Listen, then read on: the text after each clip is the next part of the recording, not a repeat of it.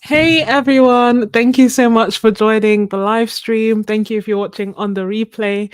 I'm sure like everyone who's watching live is shocked that I actually started on time for the first time ever. But as you have probably guessed from the thumbnail, I have bought quite a few watercolors and I thought that, I can make an edited video and everything later on, but I just really wanted us to unbox it together, to swatch together, and to just have a really, really good and fun time. So I have bought like a number of different both watercolors and like watercolor adjacent things. So I'll be sharing all of that in this video. Thank you so much for joining. Hey Terry, hey Anelli, very good eye. That is exactly where I got the mixing palette from. Hey Sharmak, I'm glad that you could make it. Hey Dark Roast, oh, this is lovely. It's so nice because it's like always the MVPs that are here. So it's always really nice to see you guys. And let me oh hey a watercolorist. Let me I guess start sharing. Let me know if you can't hear anything or if it goes funny at any point and I will try and fix it. Hey Christine, let's switch over to this way and hopefully you can see. Okay, good. So, oh, why is it to this side? Let me shift. And make sure that you can still see me. Yes. So starting off with this like super random thing. So it's a mixing palette that is, I think, ceramic, and I got it from Flying Tiger, as Eneli correctly guessed, and it was quite affordable. It was only £5.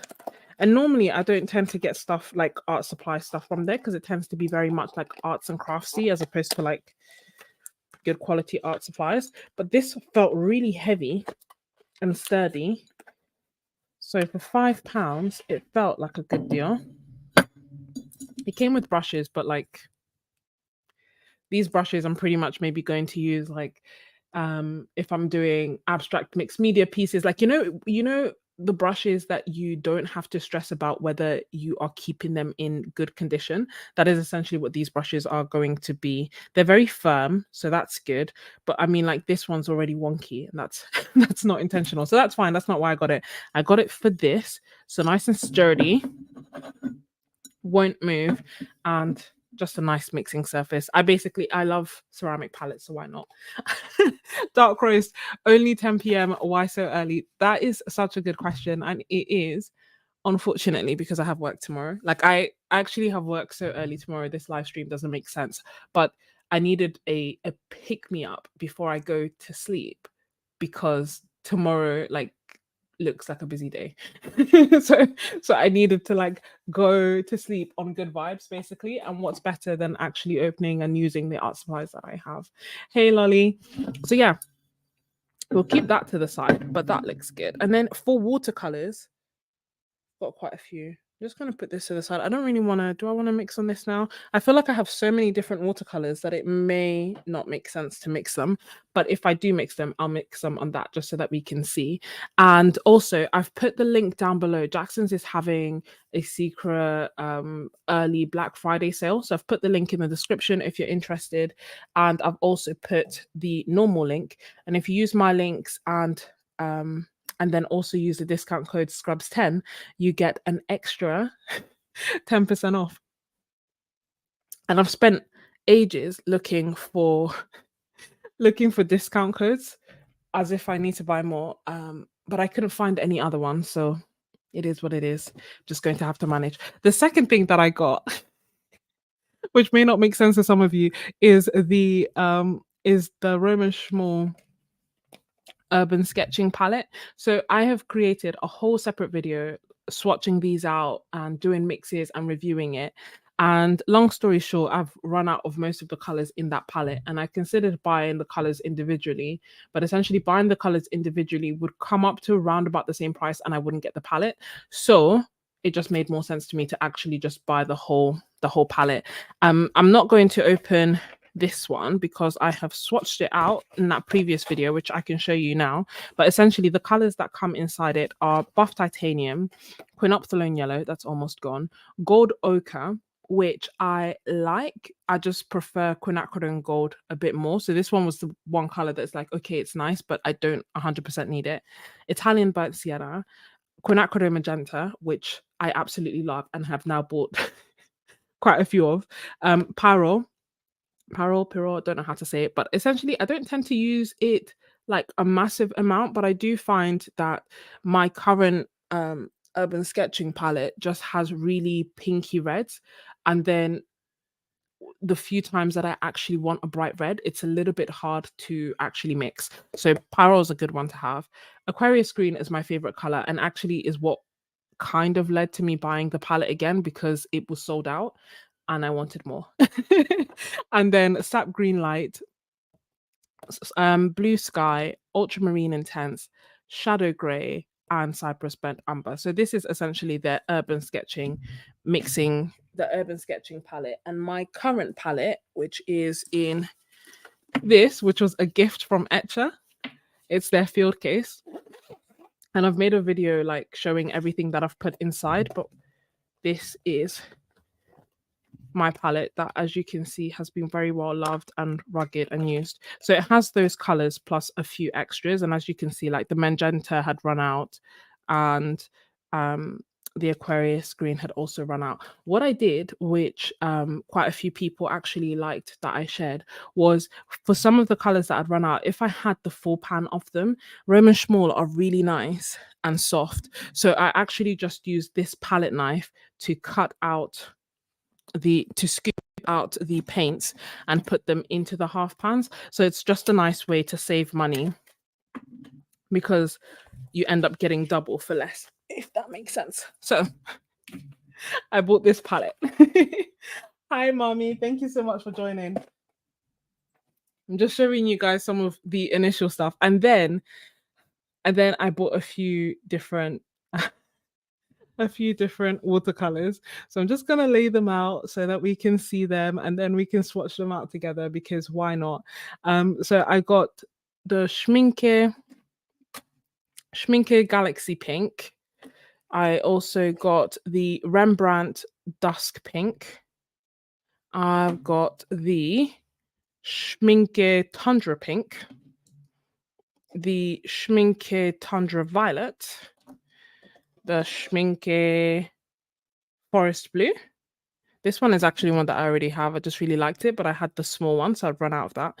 Then the Schmincke Shire Blue, the Isaro Nordman Green, Rembrandt Dusk Green. This feels so wild. The Schmincke Shire Green, and then Isaro Steel Blue. Hope you can see them. Isaro Boreal Blue, and this had been sold out for months, so I had to wait for ages for them to come back, and thankfully they came back during the watercolor sale. The Jackson's Indigo, because I'm looking for like nice deep indanthrone blue kind of colors, and then the James Gray, just because I'd heard like lots about it, so I was kind of curious to see what it would actually look like in person. So these are some of the watercolors that I bought along with those Roman Szmal colors, and then I got a few extra pans. This is the Gamboge, and this is one of the new Roman Szmal watercolors. The dusk pink looks so nice. That's why I saw it in a video and I was like, okay, it's a color. It's definitely a color to get. Then I also got the magenta, which I've already told you, the Potter's pink to replace my diminishing Potter's pink, benzimidazole brown, which is one of the new Roman Szmal colors that again I absolutely love and just reminds me of autumn, and then the natural umber reddish, which is again one of the new Roman Szmal watercolors. So got these 5, and I think that's pretty much it for watercolors. But then I did also get a few. Where is it? Oh no, wait, it's not it for watercolors. It's not it at all. I've just put them to the side. I got this.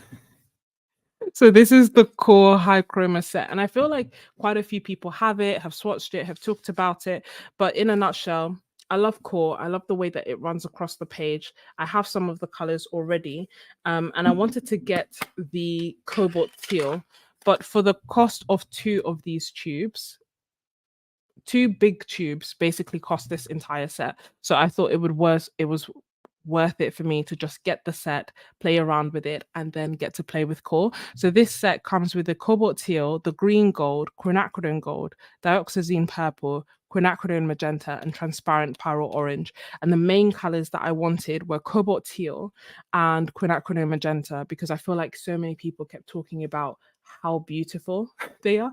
Really, I thought quite a few people like were talking about it. It's the high chroma set.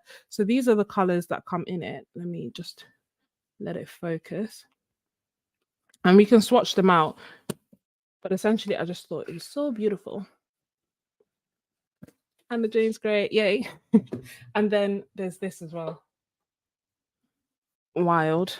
So some of these, I think most of these are from Jackson's, and some of them I got from Art Miranda as well. So this one I actually got from Art Miranda, and they are essentially watercolor sticks. Now I don't use them to draw like sticks. I literally use them as a affordable way to have even more watercolor. So these sticks were £7 each, whereas in Jackson's they are £12 each at the moment. So I just couldn't resist. So I got Quinacrodone Gold by Daniel Smith. I've got Underseen Green again by Daniel Smith, and I also got Permanent Alizarin Crimson by Daniel Smith. So I'll just like, I normally just take off like a little bit, put it in a half pan, and that's like my watercolor done. So it's just a cheaper way for me to buy Daniel Smith watercolors as opposed to using them like Neocolors. Then this is so wild. I got this. So I don't know if you've seen it shared on Jackson's like ages ago. They were just promoting it over and over and over again, and they're like shimmery watercolors. And I must admit, I was never really that into shimmery watercolors until I started using the Etcher Golds, and since I've started using them, I have not been able to stop. So I've just continued to use them over and over and over. Loads of people, oh, you really want to try the sticks? I think if you see a good sale on them and you know that they are a color that you are going to use over and over and over again, I think that in the stick form you quite often get more value for money, especially if you like using half pans. But I know that some people are like, oh, it doesn't really work when you draw with them. But I don't draw with them. It hurts me. It hurts me to draw with them. But yeah, definitely cut them up, put them in, and then you just have like one stick will probably be like 6, 7, maybe more half pans. So it's quite a good bit of half pans. Hey, looking up, watching while cleaning the kitchen. I love that. I don't think you're doing anything wrong. That's what should come up and should stay up, unless perhaps you are registered to, unless it's noticing that you're not registered in the UK, maybe, or you're not, but it should come up and stay up. That's what's happening to me. It depends on where you are in the world, yeah. Exactly, Copo Crefos. So to get around that, if you want, you'd have to, I think, either go on incognito tab or something like that initially, like copy it into the incognito tab, and then it shouldn't realize that you're actually not in the UK, and it should show you the deals. In honesty, when looking at the deals, the main ones that were attractive to me and the Black Friday ones as of today are the Holbein gouache set. 18 set is on sale, as well as the watercolor set is on sale, and then Fabriano watercolor papers on sale. Everything else was a bit not that exciting, but yeah. Sorry, I got distracted. So yeah, I've got these like little dot cards just to try and test them out, and they just shimmer and look so beautiful. So I was never really into golden watercolors or shimmery watercolors, but Etcher have kind of changed my mind on that with their absolutely stunning golds, which I just keep using over and over and over again. And then I got a few I got a few more Roma Szmal colors, but these were essentially colors that I couldn't bring myself to cut in half. So I have one set that has all full pans and one set that has half pans, and I didn't want to half them basically. So I got these colors in half pans. So this is Purling Green, Cobalt Teal, Hooker's Green, Indanthrone Blue, Ultramarine Intense.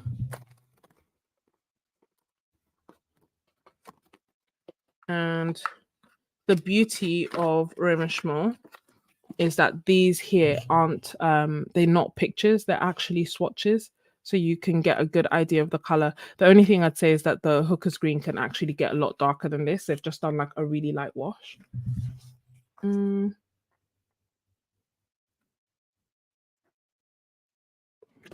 I love Core purely because they have such personality. So I'm all for that.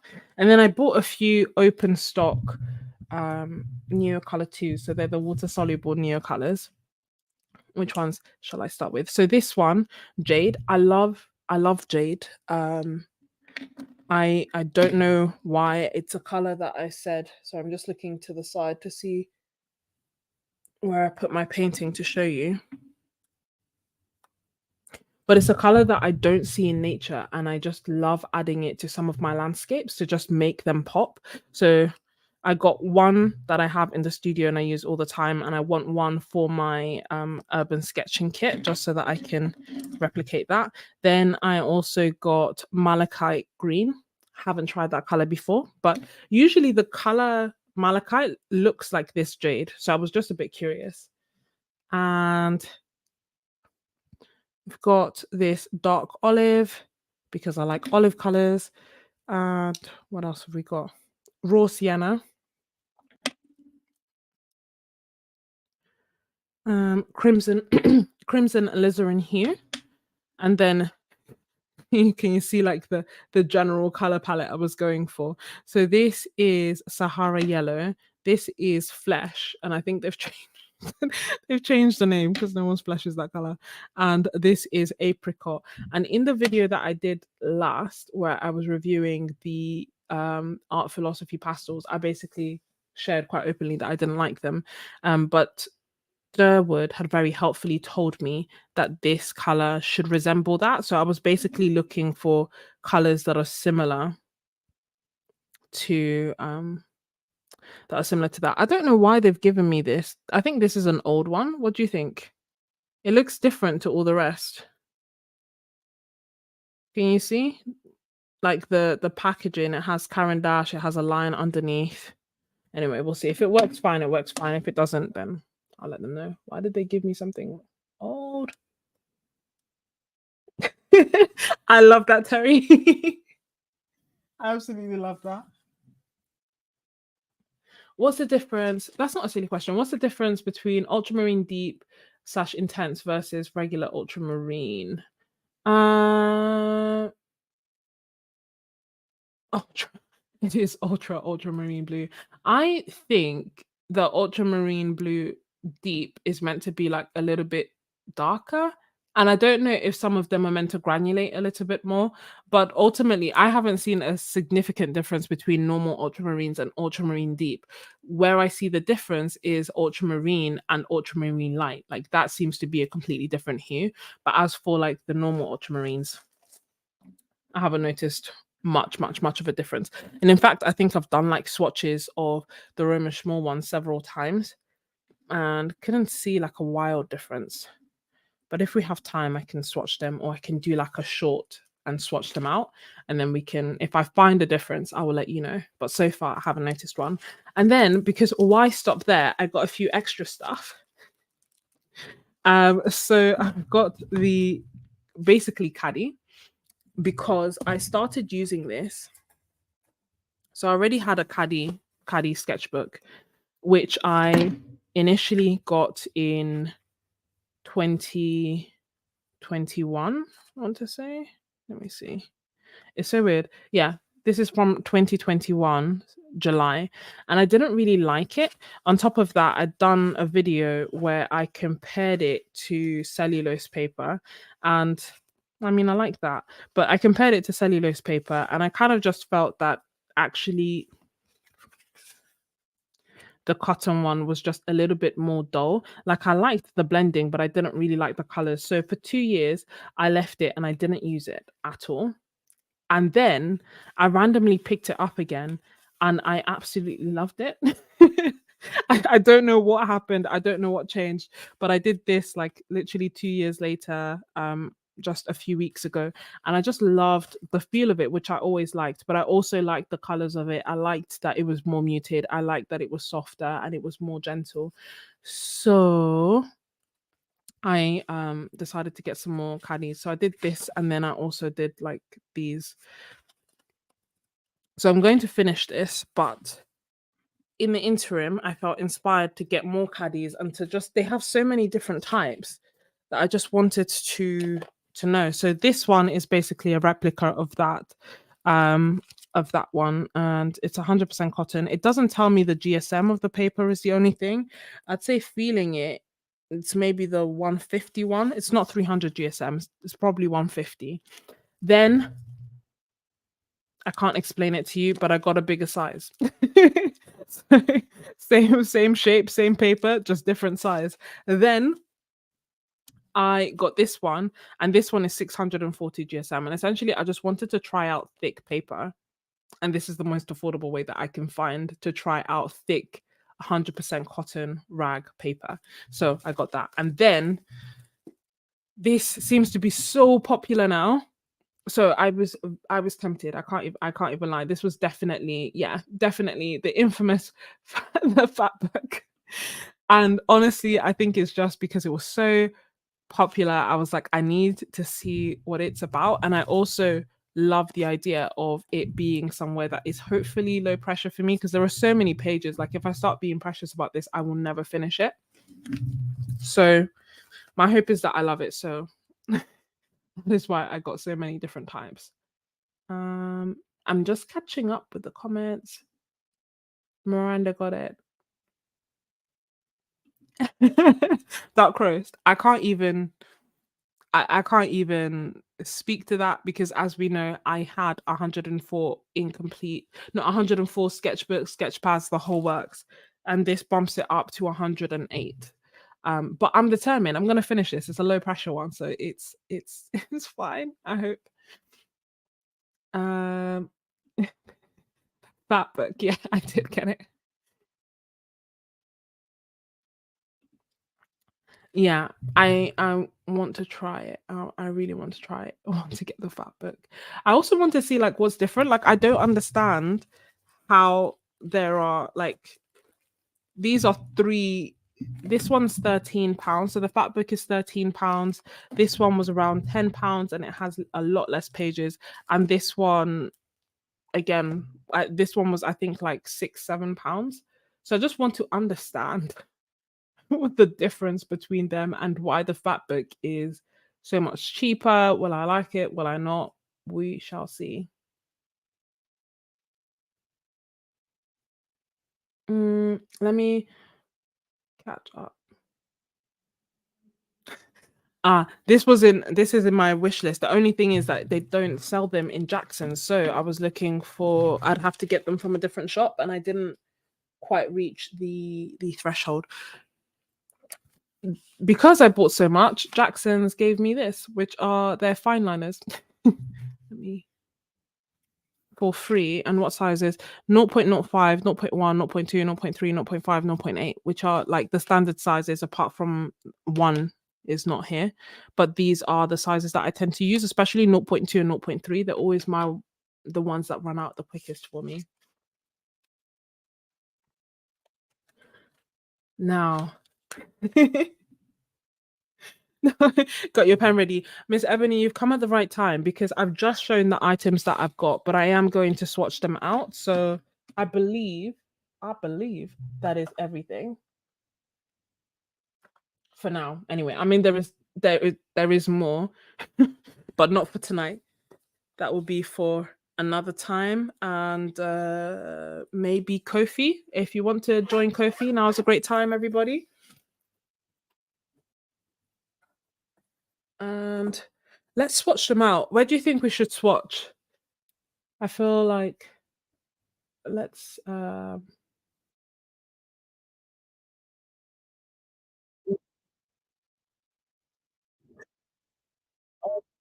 I Q&A.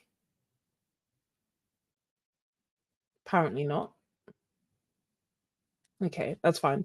You tell me, where do you think we should swatch? Should we break out the new fat book? I'm kind of tempted, but then I'm like, would I use this whole book for swatches? Probably not, but I guess it could be a really good free place. I feel like the fat book is a thing that we are very, very excited about.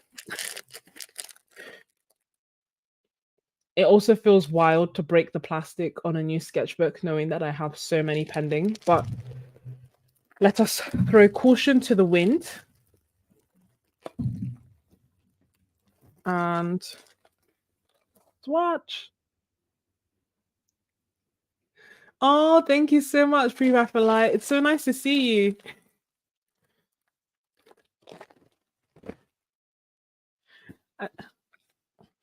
Ta-da!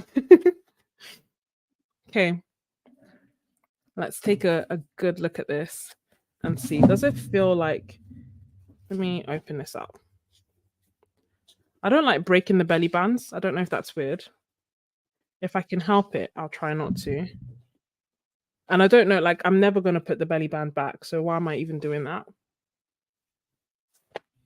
Oh, it feels it feels good. I hope that I love the paper, especially because we're live. Can you imagine if I hate it? I feel like recently the reviews and the videos that I have been making, I've been like, I hate it. I hate this. I hate this. I hate this too. I hate it. But this so far so good. It's thick, like proper thick. I like that it's also like malleable. And is there glue? Open binding, we know. And the paper, does it feel, how does it feel? A little bit of ASMR there for you. It feels slightly different to this one. Like this is ever so slightly thicker, which is weird. No, this is thick. Like this small one is definitely thicker. How many GSM is this? 100 GSM. Okay, so my money is on this one being 150 GSM ish, and this one is 100 GSM. So the fat book is 100 GSM. And let's see. So this is cotton rag. It has imperfections, which we know, and I point them out just in case you're looking for like the perfect, beautiful sketchbook to use. Then you may not like this. But let me see. So thick.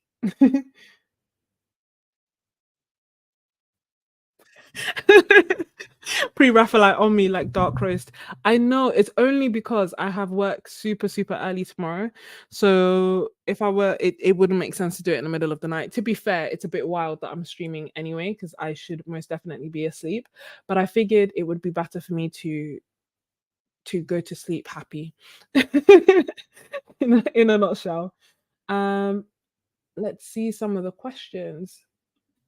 How sturdy is the binding? So the binding here is it glued? I don't think it's glued. I think it's sewn.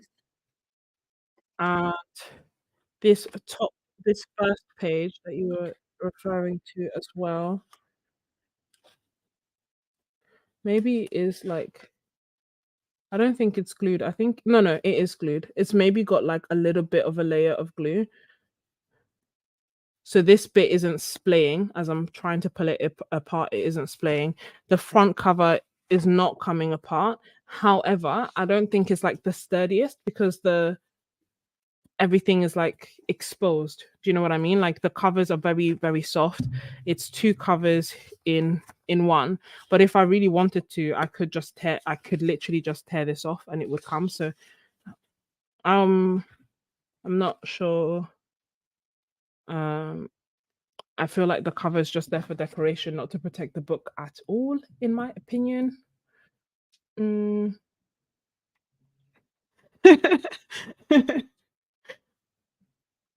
Is it cold pressed? It is cold pressed indeed.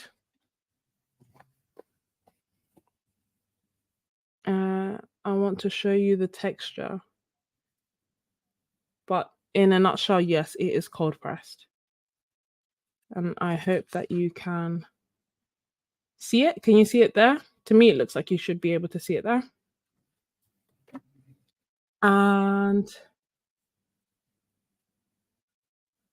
it's so fat they can't find a cover to fit it. Basically, I don't know. There's something about this. Like, it makes me so happy that I'm able to do this, which is weird because normally I love hardback books and I love, them being nice and sturdy and everything. Whereas this is literally the very opposite of everything that I go for. But if you're more than welcome, Terry, if you do have questions, then just let me know as and when they come up and we can go through them.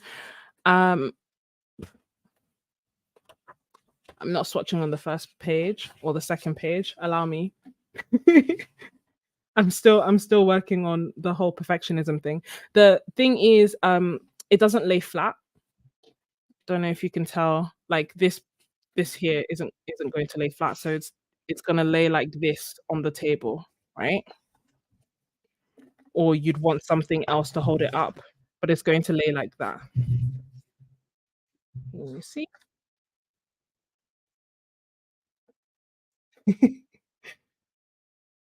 Your cover started ripping. The cover doesn't fill me with confidence that it's going to last very long, but that may make it a good low pressure sketchbook. I don't think like it's quite textured, so I think if it's if you were to want to do really nice and smooth blends, um, then you may not enjoy it. Um, like if you were using it for pencils or you wanted to do like really smooth washes of watercolor, you may not enjoy it as much. But for this, we're gonna do we're gonna do big swatches. Let me start off. Oh, pre-Raphaelite. Thank you. You know what's so wild? I have no skincare routine. I feel like it's so wild because I feel like I should be adulting better, and I just don't. Like I have no skincare routine. Um Yeah. Like, I should drink more water, I don't use any products, I do use my mum makes me, like, cream for my face and my body, so I do use, like, her handmade creams, so I'm spoilt in that respect, and my mum also does my hair. So my care routine is my mum. I think that's probably the easiest way to say it, like, I don't even have a blow dryer. If I need anything done, I go to my mum. The fatbook. It is indeed. You're a fan of ring binding. Oh my goodness. No, I'm not the biggest fan of ring binding. The only ring bound sketchbooks that I have are the Bockingford Fat Pad and the Canson and Saunders, and that's just because it was such a great price. Oh, thank you. I feel like yeah. Um I feel like it could be better. I'm almost like, "Oh, if it's like this with 0 effort, can you actually imagine how great I could look if I if I bothered to, like, have a routine or put on makeup?" Thank you, Laura. Yeah, I am very, very blessed to have my mum, I can't even lie. Right, let's do some swatches, shall we? I'm gonna start off with the pinks, and then we will do the blues, and then we can do the greens. So this first one is ah, is Schmincke's. I pulled them out into half pans just to try and be organized. Schmincke's Galaxy Pink. And also, whenever I'm opening watercolors, I always have half pans to hand because some of them, such as Isaro's Steel Blue, no, Isaro's Northern Green, will explode, and that tends to happen with me a lot with the Daniel Smith as well. So if they're going to explode, I need them to explode into a half pan because they are not cheap. So I'll always have some. The Nordman green exploded into 2 half pans worth of paint. So this is the Schmincke's Galaxy Pink, and the paper is holding. It's going to crease, but we know that because it's 100 GSM. What I don't want it to do is peel, so that's what we shall assess. A lot of these colors are granulating colors. You can probably tell I was feeling them at the time. Ah, but that is Galaxy Pink, and it is um PB16 and PBR33. And can you see I'm having the only, like, irritating thing is that I'm naturally, like, instinctively holding the paper up so that it doesn't, so that it's nice and level. So it would be nice if I didn't have to do that. I'm trying to give, like, pros and cons, you know what I mean? Like, I almost feel like I don't want to, uh, steer people down the wrong path. Then we have Rembrandt's Dusk Pink, and this is the color that I'd seen swatched, and I was like, "Oh, I need to try it." It's PR122 and PBK11. And I say these numbers because if in theory you have the pigments already and you have the paints already, you could try mixing them yourself and then see if it's the color that you want to get, if that's the kind of game that you like playing. If ooh, that is thick. Hold on.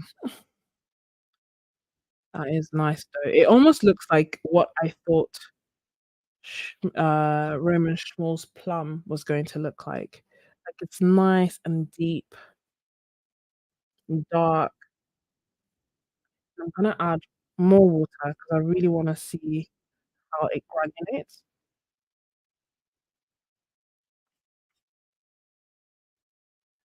And then in a second, I will look up. The paper's not peeling. Do I have another fat book to place underneath?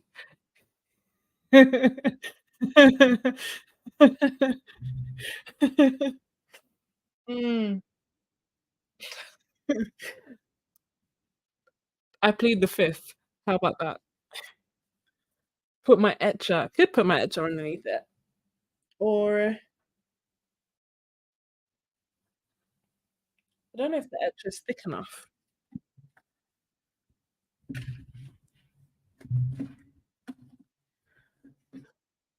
but it'll oh, yeah, no, no, no, the etcher's thick enough. Thank you. Uh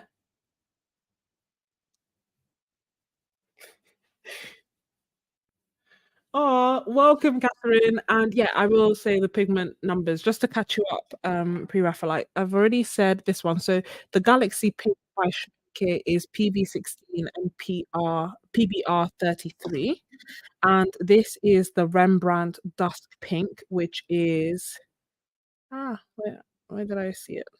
Everywhere's in PR122 and PBK11. And why not? We can use the Jackson's free gift. Which size? Might use the 0. Oops. Might use the zero point 0.1 because I don't tend to use them as often. And write these down. Oh, these are interesting shape. So this is actually I don't like this size. This is Schmincke Galaxy Pink. And this is Rembrandt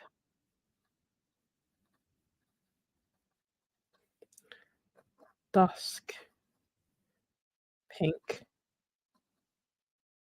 And next we are going to do Schmincke's Tundra Pink.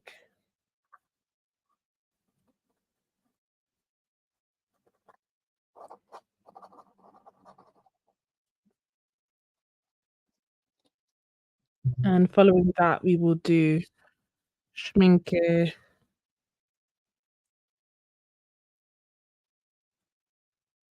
oopsie, spelled it wrong. Schmincke Tundra, ah, violet. And then let's do that. I definitely have to. Do I? Well, yeah, no, I do. Let me not even lie. I have to. I bought 2 at different times, but I have to. Um, then Miss Ebony knows me well. So let's try the Schmincke Tundra Pink, uh, which is PB29,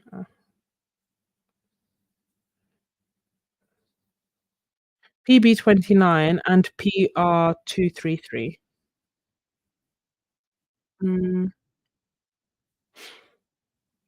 seems random, but if someone could be bothered to write out the pigment numbers as I say them, then afterwards I'll look back on the chat and write them on. Does that make sense? So that I get to do the swatches first, and then as we chat, I can write everything up, because otherwise you'll spend so long just watching me read and write. But this is beautiful.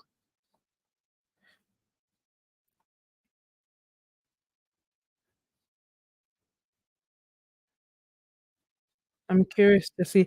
I almost felt like part of the reason that I wanted to do it live is so that we can see which colors we like, which colors we want to, like, get a closer look at,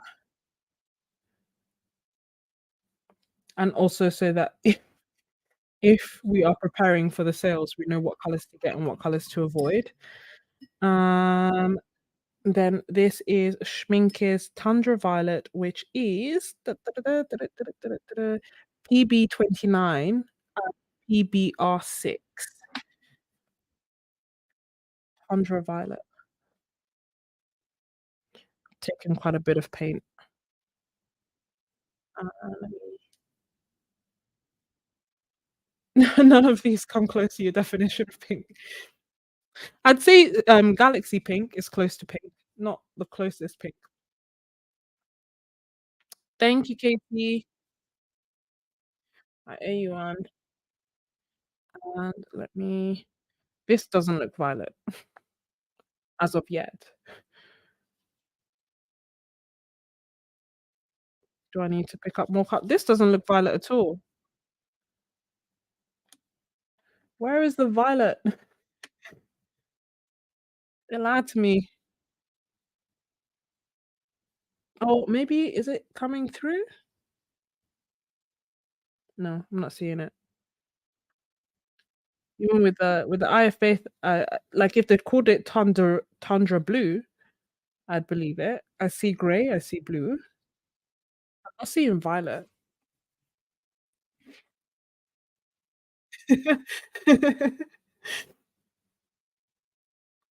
Is Van Gogh the student version of Rembrandt? Yes. Yes, it is. Let's write out the rest. Thank you, PCPB29, PB29, and PBR6. And then I have that.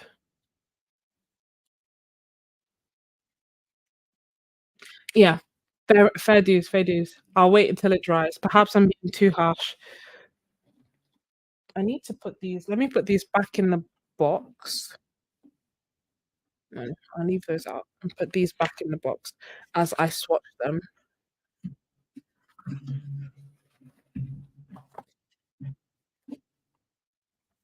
so that we can see. The next ones are the blues. So we have Schmincke's Forest Blue. Schmincke Forest Blue. I'll write the pigment number for those who are interested, and it is PB36 and PBK11. So that'll be there. Then we have Schmincke,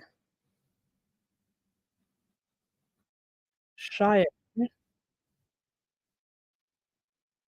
and that is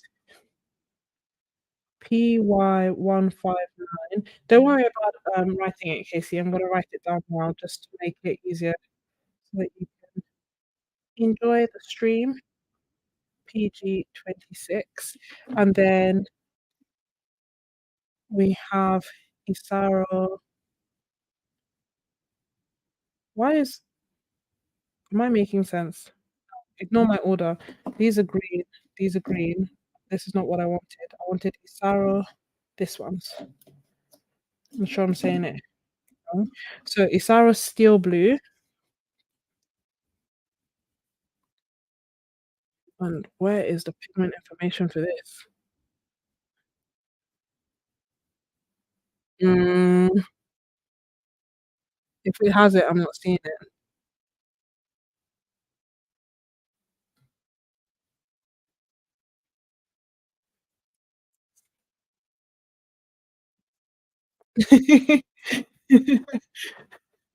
Dark roast. Then we have Isaro Boreal Blue.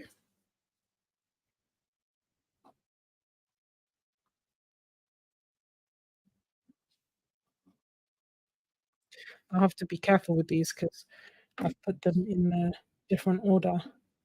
And then shall we do the other blues that I got? So what else did I get? Jackson's Indigo, and that is a hue. So it is PB15 and PBK7. So hopefully it should be good light fastness. And then we also got Daniel Smith James Gray, and that is Daniel Smith always write the pigment numbers in the longest way possible. PB29, burnt sienna, PBR7. Just the two of them. PBR7. We could definitely make that. And then after that, we'll do the greens. Cool. Oh, thank you, Casey. Casey, you're so on it. I couldn't see it. I don't know where it is. Steel blue is. Thank you for that. PB29, PBR7. It's funny. It's the same as James Gray plus mica.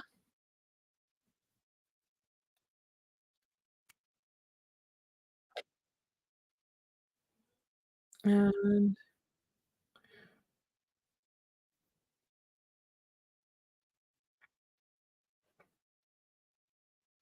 it drives with the color shift. Okay, we'll see. It is shifting. I just don't know if I would call that color violet though. I'm still seeing blue. Colleen, you've changed your name.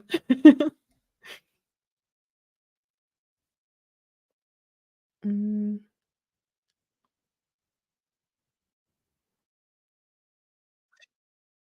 uh, honestly, starting like mixed media was a hit on my wallet. I cannot lie, but hopefully now I will regain self-control. Although I was just talking about on Asha and my Kofi, how like I keep thinking, oh, I'm going to do a no buy, and then I just can't do it. I can't even entertain the idea. So this is Schmincke's Forest Blue,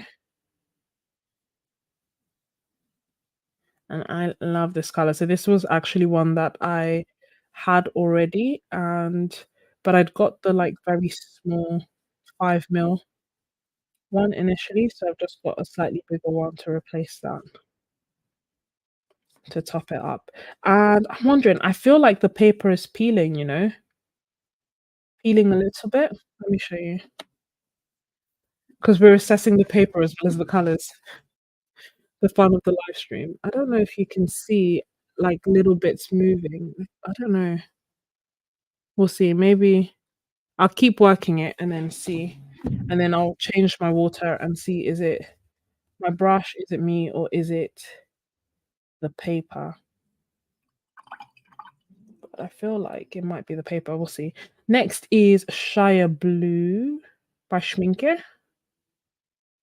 And let me make sure that stays in frame. Is it focused? Yeah. Shire blue. It's funny because the actual pan looks green, and this is looking green as we're putting it down, but it's pretty because you can see the yellows popping through straight away. So this is PY 159, PB 29, and PG 26. And I'm going over the writing, and it's not shifting, so that's good. You know, the fine liners by Jackson's. I'm not very, brand loyal when it comes to fine liners. As long as they don't shift, I'll go with whatever is cheapest.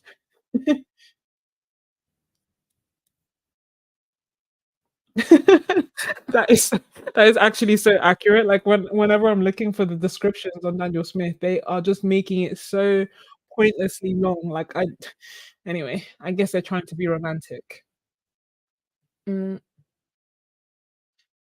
wanting to get that's a good question. High five for gouache beginners. I like to be honest, I've only used the whole bang like a tiny bit because I keep going back to Daniel Smith. Not to say that Daniel Smith not Daniel Smith, I keep going back to Winsor& and Newton. Not to say that Winsor& and Newton is better, it's just what I have easily to hand. But I did my plan was to kind of do a test, which is not gonna happen in the imminent future, but it was to do like a blind test where I put them out into like a palette and then like figure out which ones I like without knowing what is what. These are the random things that I think about doing all the time. But I am curious to see what people's opinions are. I did do if you look on my community post, I did also do a poll asking people which ones they preferred, and I feel like Winsor& Newton came first. Not sure what happened there. Anyway, I feel like Winsor& Newton came first, and then, Holbein.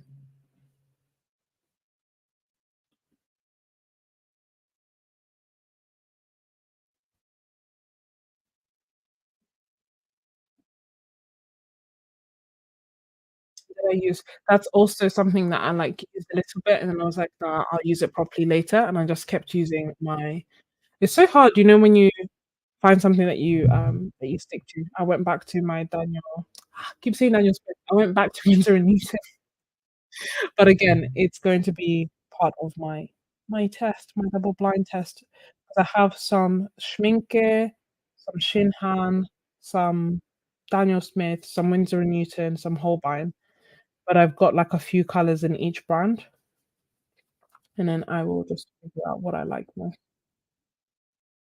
I I'm going to after this, I'm going to change my water because I feel like it might be my water and not the paper, because I had some paint on there. This is Isaro's Steel Blue, and it is beautiful. Oh, it's got mica. I was like, "Why is it shimmering and, like, coming so close to it?"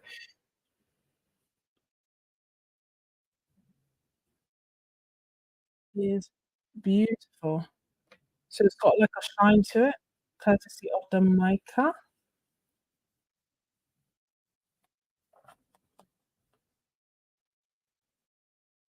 and I'm going to change my water. I wanna see, like, I need to understand. Is it the paper or is it my brush? I'm going to change my water and then come back, and then I will definitely know if the paper is peeling or is it my brush or is it the water or is it anything else. So take this as your stretch break, you'll get something nice for your break, and I'll be back in literally like 2 minutes.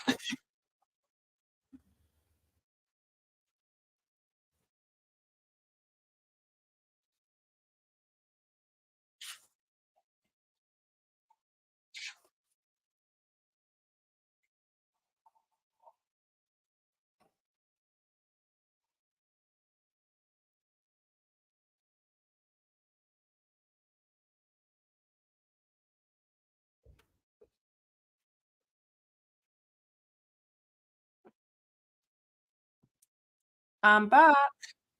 Okay, definitely less than 2 minutes, but ow. Do I prefer watercolor or gouache? It's such a good question. It honestly 100% depends on the day, um, and also what I'm painting. If I'm doing florals, hands down, watercolor every time. If I'm doing landscapes, gouache. So it honestly just depends on if I feel like painting landscapes, watercolors, um, painting landscapes, painting florals, and what's going on that day. Colors-wise, like watercolors, but I don't know, like, I love the versatility of gouache. I love the freedom. I am back. So this is Boreal Isaro's Boreal Blue. Uh,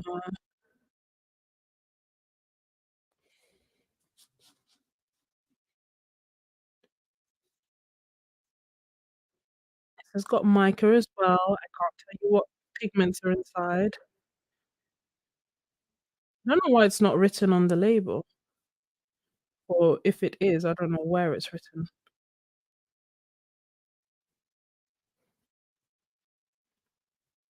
I see blue, I see purple. I can be brown, I can be da da da da da da da da. Da da da da da da da da da da da da da da da da da. Um,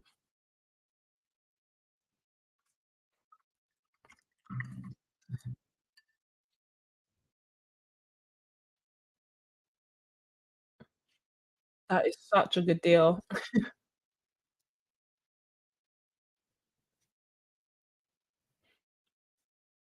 Mm. I feel like I never find these, like, awesome deals. Like, obviously I look on Jackson's and stuff, but in terms of the deals where they are, um, a ridiculous amount off, never find these. Oh, thank you. Thank you, Casey. So, Boreal Blue is mica and PB29, so ultramarine blue and mica. And then we have Jackson's Indigo, which is PB15 and PBK7. Ooh, that is a lot of paint. This is because I get so heavy-handed, this is why I prefer to use my pans dry, like, to use pans as opposed this is beautiful. To use pans as opposed to, let me hide that for a second, instead of using paint straight from the tube, and I think it's also helpful for beginners because otherwise you just end up using such a wild amount of paint, or I do anyway. This is beautiful. PB15 and PBK7. Jackson's Indigo. I feel like I really underestimated Jackson's, like, their watercolors.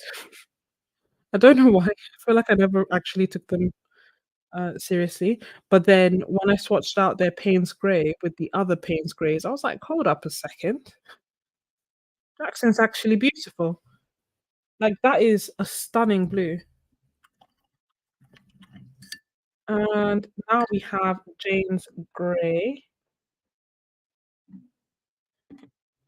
And this is PB29 and PBR7, which is so funny. It's such a, like, common mix. So I am shocked that they made it. I guess it makes sense, right? If it's such a common mix, then oops, then why not make it so that people don't have to keep making it? Hence the name convenience mix. And I like it. It's a grey. It's a grey. It's a bluey grey. I should have had it in my Payne's Grey. I'm still, like, in awe of this. It's so weird because we swatched out all these beautiful, super special colours, and the ones that I'm looking at, the ones that I'm most drawn to is the indigo, which is like a non-granulating blue.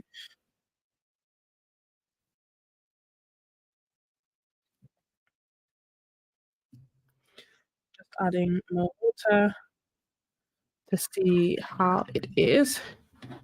And then these are essentially the colors that we have. Can you see here where I've added water and no paint, just so that you get an idea of, like, how much the paper crinkles? I think it's very much, a low pressure sketchbook, kinda sketchbook, because if you look on the other side as well, can you see this? And it also goes to this side, to the next sheet. So if you go wild with the paper with the water, it will crinkle lots. I wonder if I'm drying it and I dry it flat, will it have, like, less bumps? But I think maybe I don't know. I think it is going to have to be like a low pressure sketchbook, kind of sketchbook. But let me just give you some close-ups so that we can appreciate the beauties and so that you can get a good look. Let me know if you want me to go back on any of them. I like the Thunder Pink. I don't think I was impressed when I swatched that impressed when I swatched it initially, but actually now I quite like it. I'm not a fan of the Tundra Violet, as in, like, I don't mind it, but I still don't see violet. I don't see it. Um, which makes me, you know what I'm checking? I'm checking to see the size of the tubes that I bought, just so that I know how much regret to feel. Okay, it's a small tube, 5 mil. It's not a bad color, don't get me wrong. It's just I don't know, it's not the color that I imagined, you know? So that's that side, and then this side, Isaro, I'm shocked by. So this is the forest blue, Shire blue, love it. Boreal blue, love it as well. It's still, um did I say boreal blue? Sorry, steel blue is this one. Boreal blue is this one. I really love this one. Indigo, this Jackson's indigo is bay, and then Jane's grey. Beautiful. And oh, you see, I'm gonna dry them. I know normally, if you really want to see the beauty of all the granulation, all that good stuff, you should let them dry naturally, you shouldn't keep playing with them, you should add water, use rough paper, all that stuff. And if you do all of that in combination, then you'll get, like, lots and lots of granulation. But I feel like I've got enough granulation, and, I don't want you to just watch paint dry. So I'm going to mute myself, as is custom, and dry these. And as I do, if you're enjoying this video, then please consider hitting the like button. Um, Live streams don't tend to get as much love as they should, in my opinion.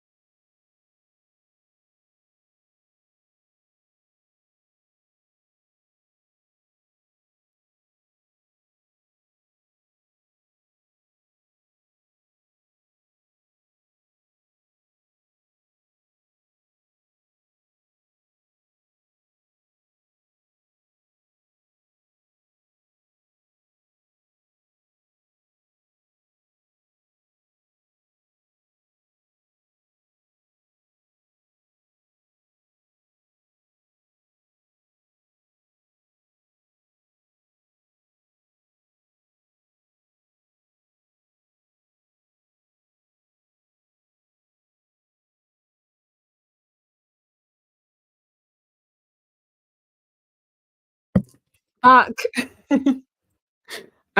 So that's what they look like dry, just to show you the Isaro ones again. So this is Boreal Blue, and I hope that you can see the shimmer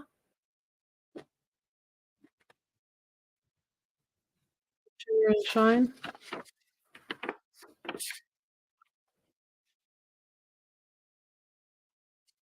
And then the steel blue, again, it's got shimmer, courtesy of the mica, and indigo. Oh, gosh, man, honestly, I feel like people who don't love art and art supplies are really missing out, and they have no idea that we have so much fun. Let's continue with the swatches. What will be interesting to see is, is if putting water on this side will reactivate the watercolor on this side.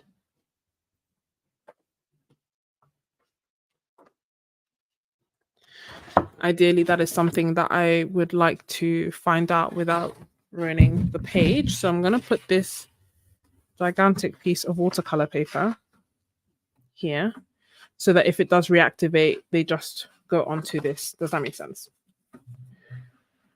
So we'll do that. And we have the greens to swatch out now. So how many greens? I actually think, how many colors have we swatched out? 410. I think we only have 3 greens on this side. So we have Isaro's Isaro Nordman green. And then we have Rembrandt's dusk green, which is, so Isaro doesn't have, oh no, it does. Was it on the other one as well? Here it says PG7 and PV16. I don't know how I missed it before. PG7 and PV16 on Nordman green. Got watercolor on my finger. Then Rembrandt's dusk green is here, and that is PBK 11 and PG7. So Mars black and phthalo green. And I made a video for those who like or want to try mixing their own granulating colors. I basically made a video talking about like the different pigments that you can use. And essentially, if you get a Mars black that actually granulates, or if you use a really good granulating ultramarine blue, you can make a lot of these really nice convenience granulating mixes. And then last but not least, we have Schmincke Shire Green, which is this one. Schmincke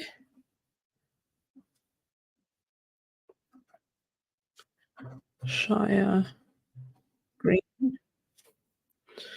And I feel like I should be keeping a list of the things that I mentioned that I keep telling you I'm going to link down below, because then otherwise, more times than not, I tend to forget. PY159 and PG18. Hopefully you can read that. And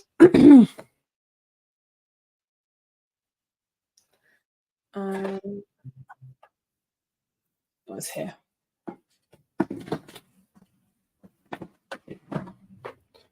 I'm going to make a note. Would you really buy a book with paper that thin? Would it not frustrate you with the warping? I think it depends on what I'm using it for. So if I am like, I feel like this would literally only be for messing around places, swatches, color experimentation, nothing like nothing crazy special.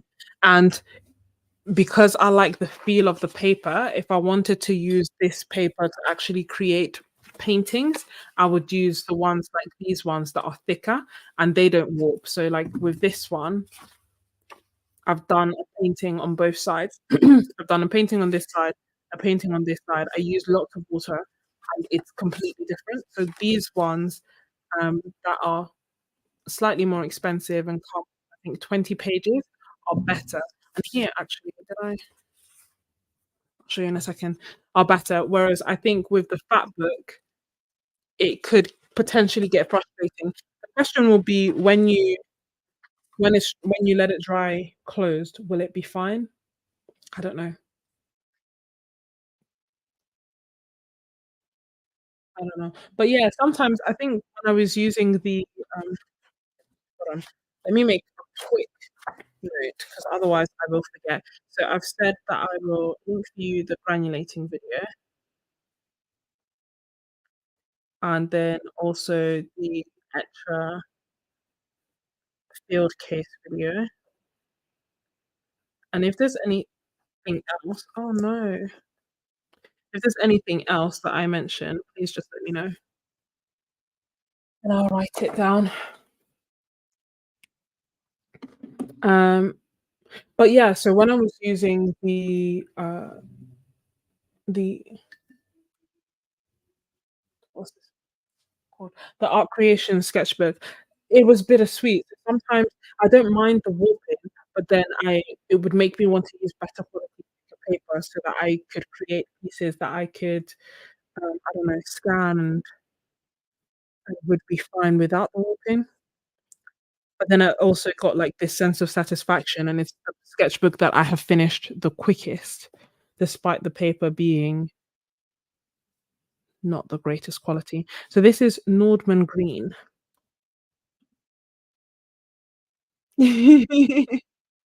Pre-Raphaelite. No, I haven't. I have not opened that set, which is so wild. Like, I'm my s it's from my sister. She's not sentimental. She doesn't even understand why it's taken me so long to open it. It'll probably have to be like a live stream session. We'll treat it as like a therapy session basically and just open up the set and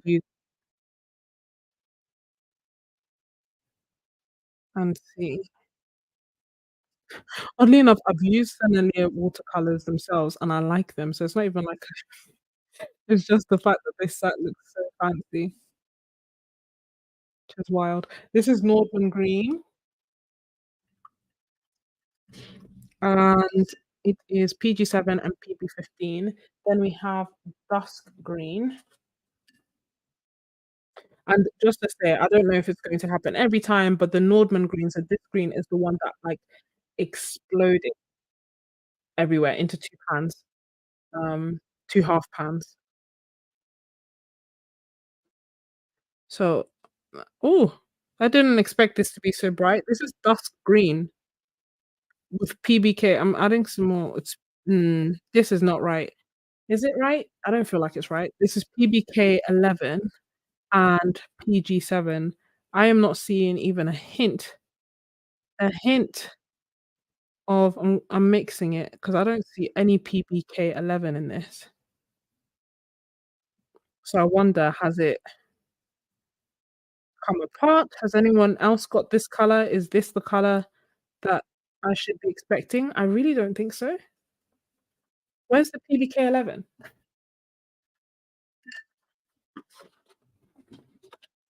Let's see, did the other side reactivate? No, other side is fine, so I can put this to the side. What do we think? Do you see a black? I don't see the black. Um, Rembrandt. What I'm going to do is just to be sure, right? Just going to mix it with my palette knife. I don't know if this is like the Nile, but I don't know. I thought it would be darker. So that's that with my palette knife, adding it to the paper to try and minimize waste as much as possible.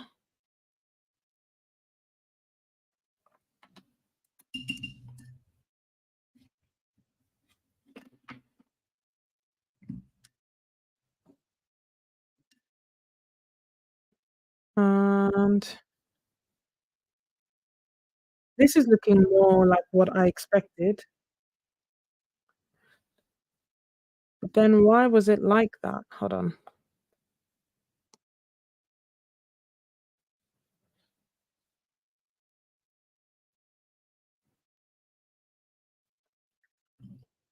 Let's try it again, but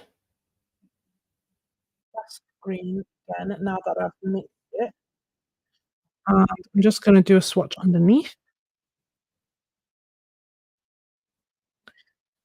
Okay, it's looking more normal. So before it was just the PG. That's weird. I wonder if hopefully now that I've mixed it, it will dry and cure in the I know cure is probably not the right term, but it will dry in the correct way, if that makes sense. But essentially the PG7, a phthalo green, had settled all the way at the top, and the Mars black had settled at the bottom, and that's why it was fluorescent green. So sometimes it's good to be in denial. 'Cause I was like, "There's no way I would have brought such a bright green." Can you see?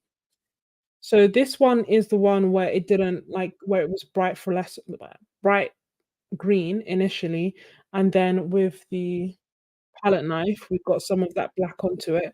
But this is now that it's mixed and I've just taken it straight from the half pan, and I hope that moving forward it will stay like this, 'cause that wasn't nice.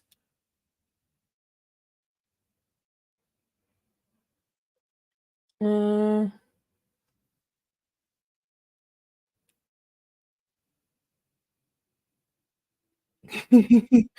oh, pre-Raphaelite.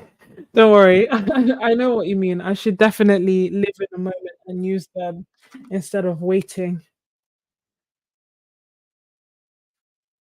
Although, YouTube keeps suggesting death cleaning to me, and I'm like, "What are you trying to say?" Hey, Dilwood. Rembrandt dusk green. Yeah, no, that initially maybe it's just I don't know what happened. I can't explain it, but it was definitely these 2 are not the same. It wasn't behaving properly. And then next we have Shire Green, which so this is probably a bit brighter, but at least I knew it, you know? It's like the whole point of the dust colors is that they're dark and moody. This is Schmincke's Shire Green, which is PY159 and PG18. And I like it for the like little bits of yellow coming through. Reminds me of spring, which I miss.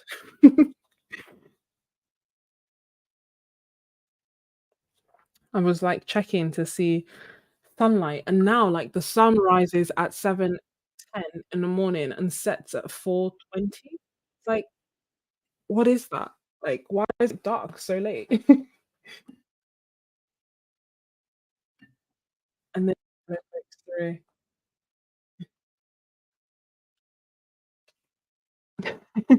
So that's the greens that we have got. Shall we I'm gonna swatch out these as well. Oh, actually, oh my gosh, let's swatch this one out as well. So this is the Undersea Green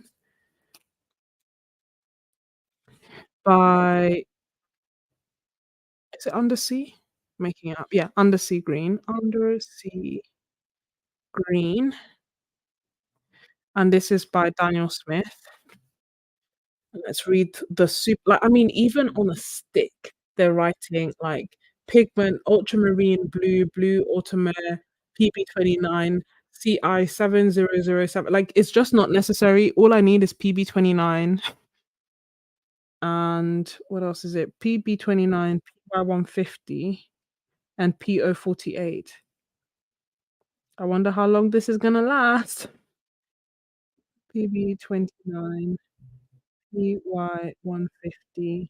And PO48. So essentially, if you have the queen gold and you add ultramarine blue, you should be able to make this color.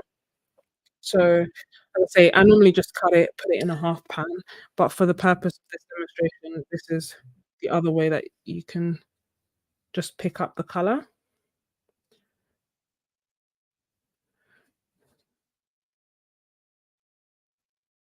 And I've seen, like, some people I don't like the drawing, but I guess in theory, like, it is working, it's just getting a whole bunch of pigment down, but it's just not the same as a Neocolor, you know?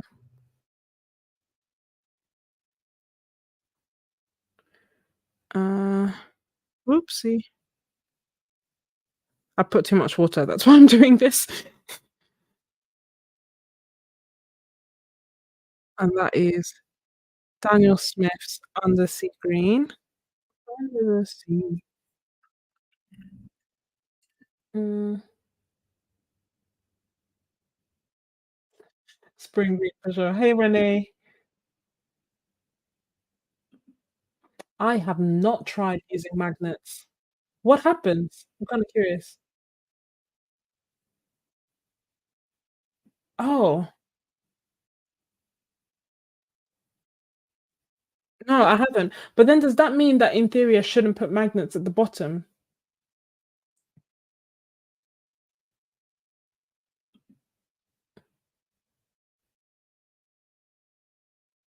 Yeah, that's basically what's happened. I have no idea why it didn't happen to the dust pink. I don't know if it's literally just because it's come fresh out of the tube and I needed to, sorry, I'm just trying to get rid of the extra water, and I needed to mix it, maybe? I don't know. I'll keep you guys posted if the next time that I, like, use it. I hope that it just stays that now that I've mixed it, it stays nice and normal, because once it's, like, dried, what am I gonna do? Have to re-wet the whole thing to try and stir it, it's a bit long.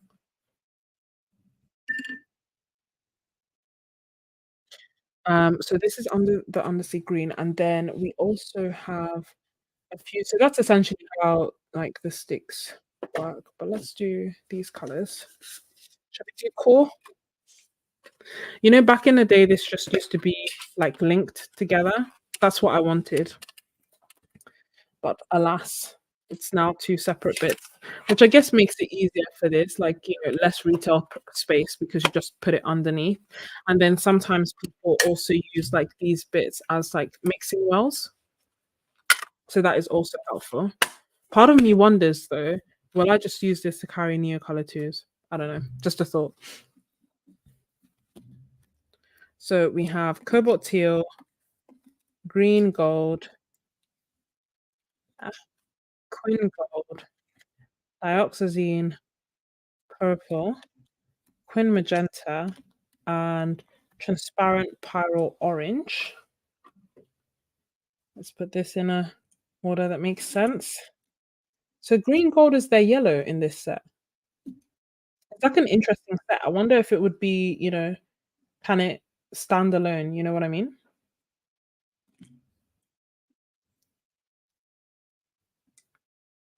Let's swatch it out.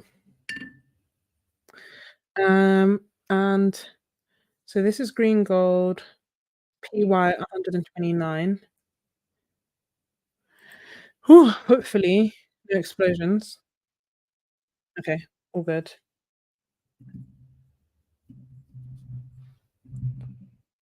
Uh,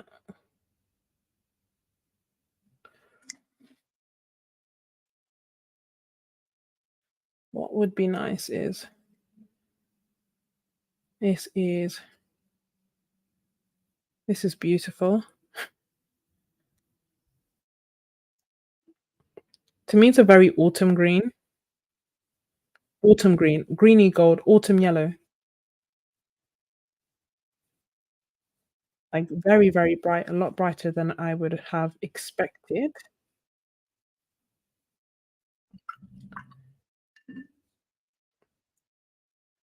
All cool primary should work.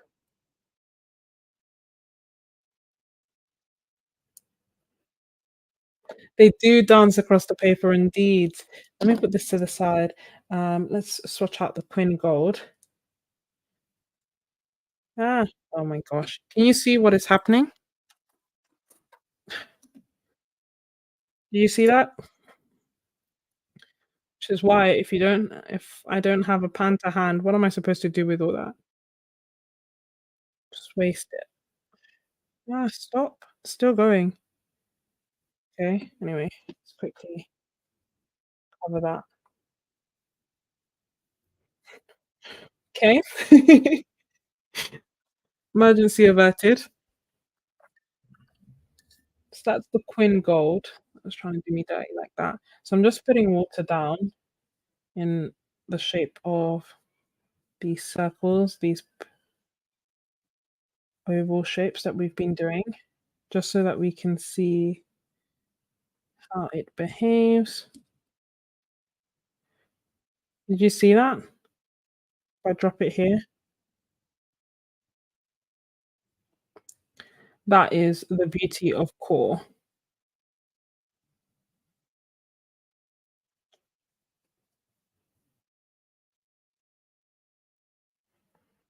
So I think I also wanted to try their Quin Gold. I can't remember who.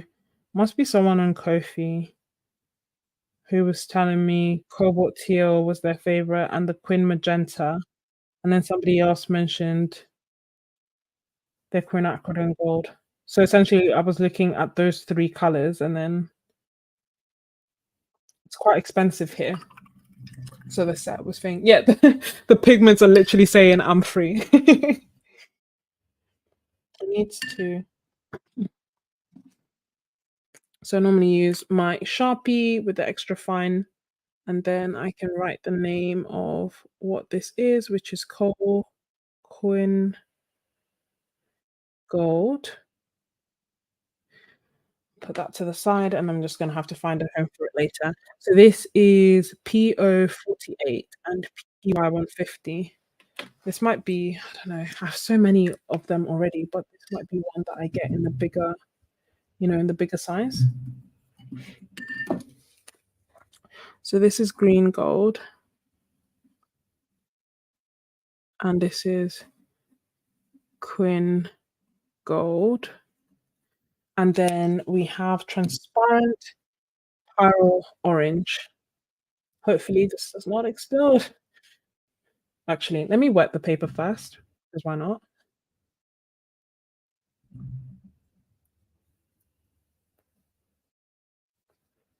And just in case, I have my half pans to the side, ready to go, just in case.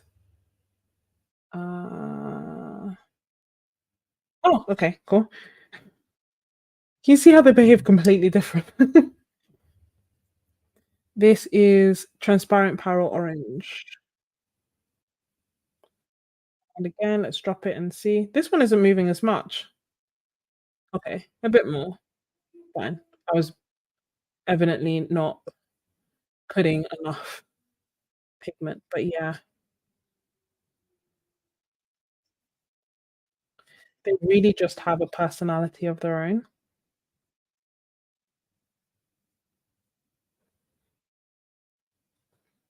Let me swatch this and then catch up on the chat and see. Mm, yeah, they were. I got them because they were on promotion, though. But you were right. They were. In fact, I think even now, when I looked, it said that they were on promotion for £9, but I haven't checked. It was the big ones. But this set, I can check the price in a second. Let me see. I have so many seats. So my receipt is 2 pages long. Hold on. Core introductory set, £28. £28 for this set.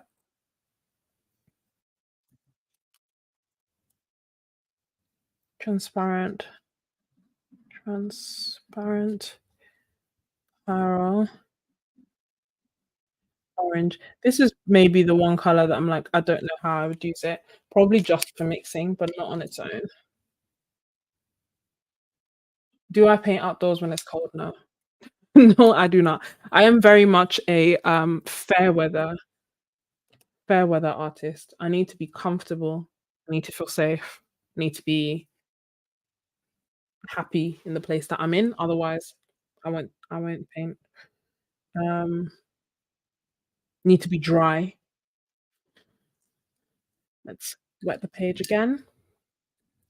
So if the weather is trash outside, the most that I like, that I will do is like go to a cafe or go to somewhere that has a window that I can see the outside, but I'm not going to paint or draw in the rain or in the cold even.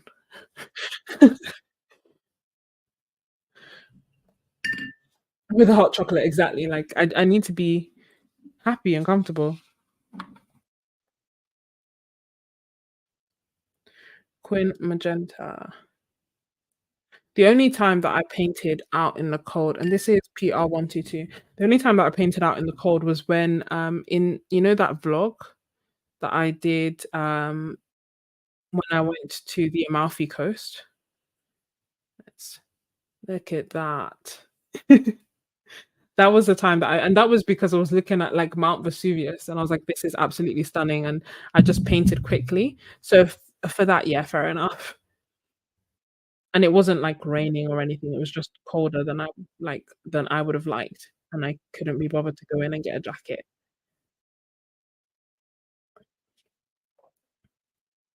Um, but yeah, I think that's the thing with winter as well, like, it's not winter, it feels like winter to me because the sun is gone, but the colors are beautiful when the sun is out, like, the trees are red and all these beautiful, like, autumny colors. But I don't know, like, I've been feeling a bit, like, meh, like, when you're like, "Oh, man, see, it's happening again." It's fine. I mean, I was going to pour them into half pans anyway. The intention was to do that later, but it's okay. My hand has been forced.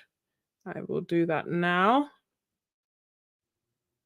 It's probably for the best because then it's just easier to get started. Let me put that there, close that. Yeah, I don't know, like, in terms of I think because I was enjoying painting outside and I haven't painted outside as much and I don't see the sunshine as much, I just wasn't really feeling like that creatively motivated, if that makes sense. Um, core is it magenta or just Quin magenta? Whoopsie. Core Quin magenta. Got it on my finger. Let me put it down. Okay, and I mean cool, quick out the rim. You're quick with it.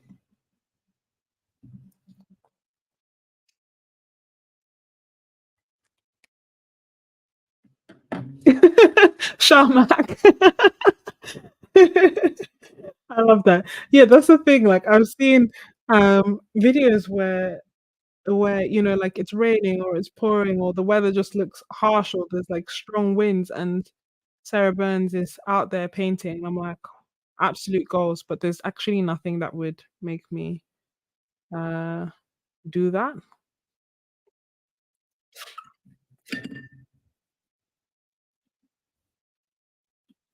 Did you miss? What did you miss? Um, this is Quin Magenta,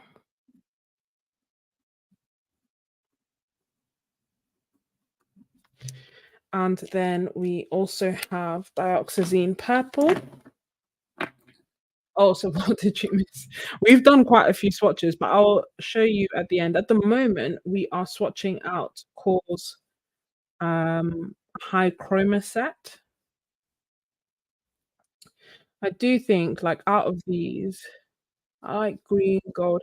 This one is probably the orange is probably the only one that I'm not like 100% sold on. That I wouldn't buy the bigger one of. I think that the small tube is enough. But the magenta, I'd like a big tube of. The Quin gold, I'd like a big tube of. Let's see the dioxazine purple, how we're feeling.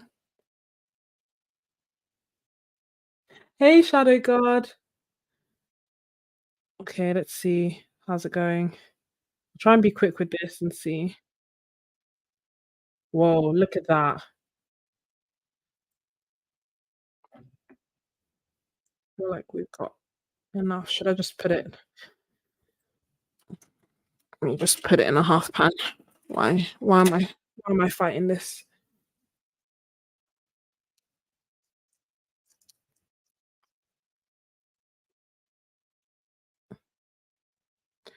Need to figure out what palettes I'm gonna put all of these in. Like a mix and match palette. Hey, Shadow God, welcome. Catherine, don't do hot, don't do cold, and wet. Yeah, no, me neither. Like even with the hot, I don't want to be too hot. I just want to be comfortable, like the same way that I am in my home, you know? Or if it's hot, like I'm in shade, you know?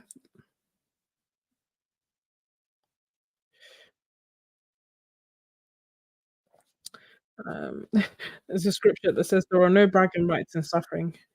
So can't even brag about it. So let me just, as Sharma said, take my picture and go inside.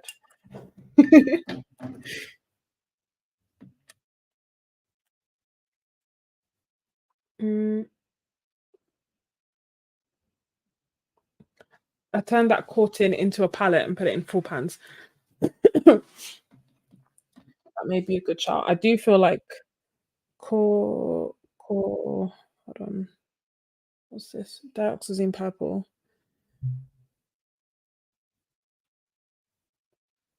Zine purple. Don't be like me. If you're going to write on these, write on them when the pans are dry.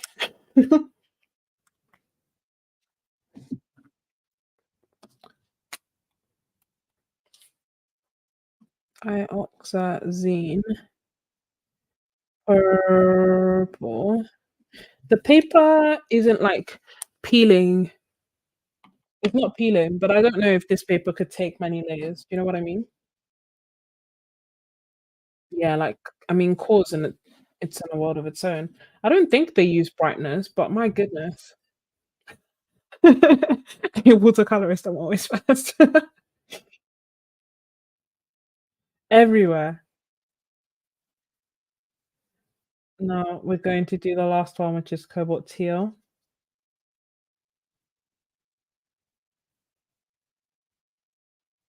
Whoopsie.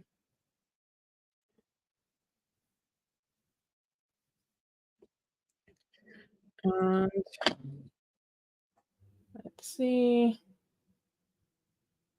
Okay, this one is staying in the tube.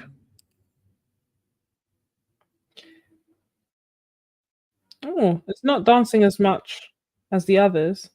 Can you see? Oopsie. Hmm.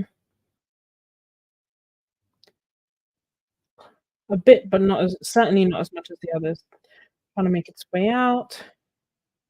I want to figure out what to do with it before I put it in a half pan. It's because I like the color. I'm in two minds as to which one, this one or the Roma Schmal one, which one I will put in my palette. I feel like it may end up being the Roma Schmal one. Does it granulate? Medium granulating. I want a non-granulating one, so maybe it'll be the core.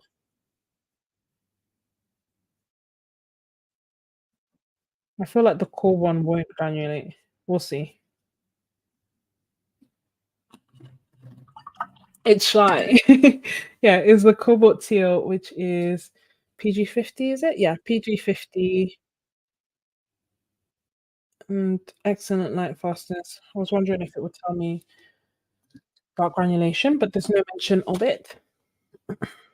Cobalt teal. And these are the core colors. I mean, damn. Even on the camera, when I'm looking at them, they are so pop in your face bright.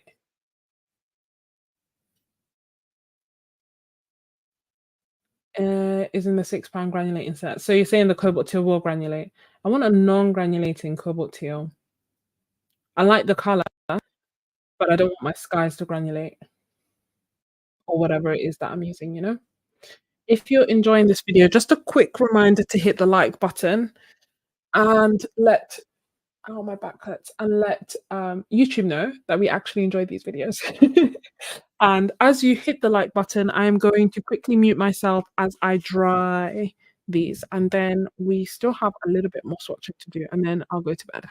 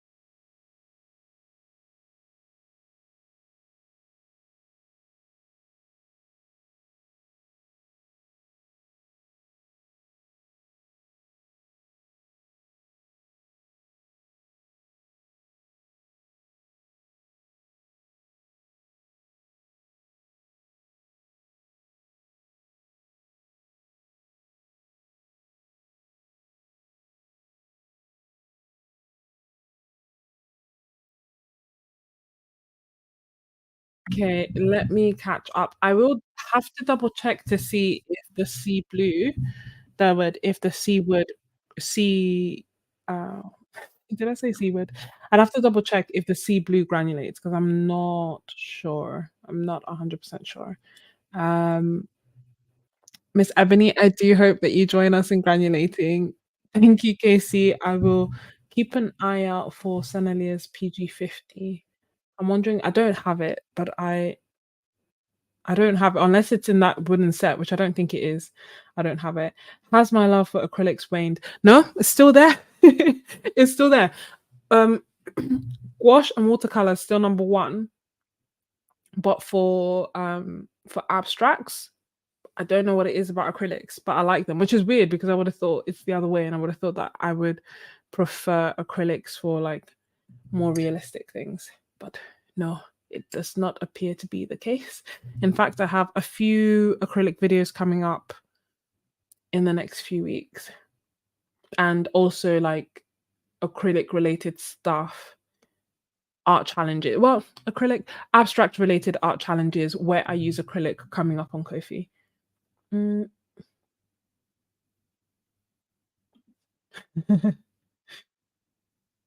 I do. Oh, that's a very good point. Swatch inventory. What I have is, so you've seen my, I don't know where I put it. Hold on. Let me see if I can find where I put it.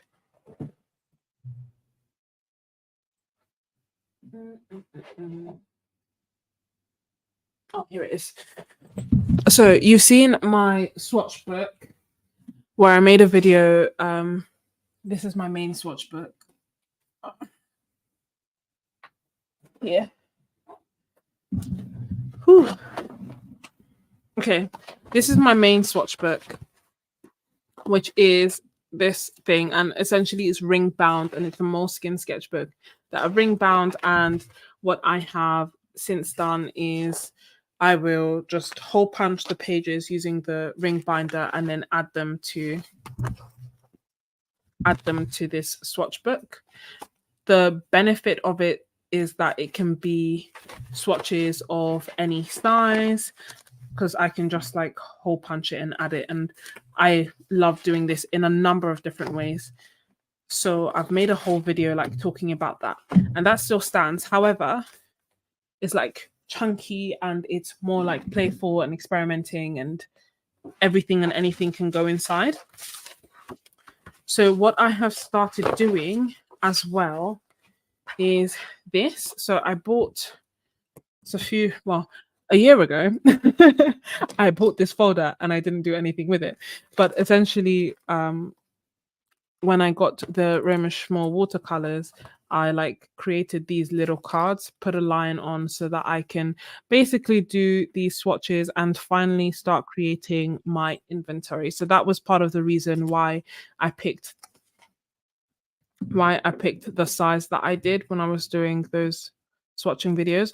So my aim is to basically have my watercolors all in here. I got the folder from Amazon. I can link it down below, and it comes with these inserts inside.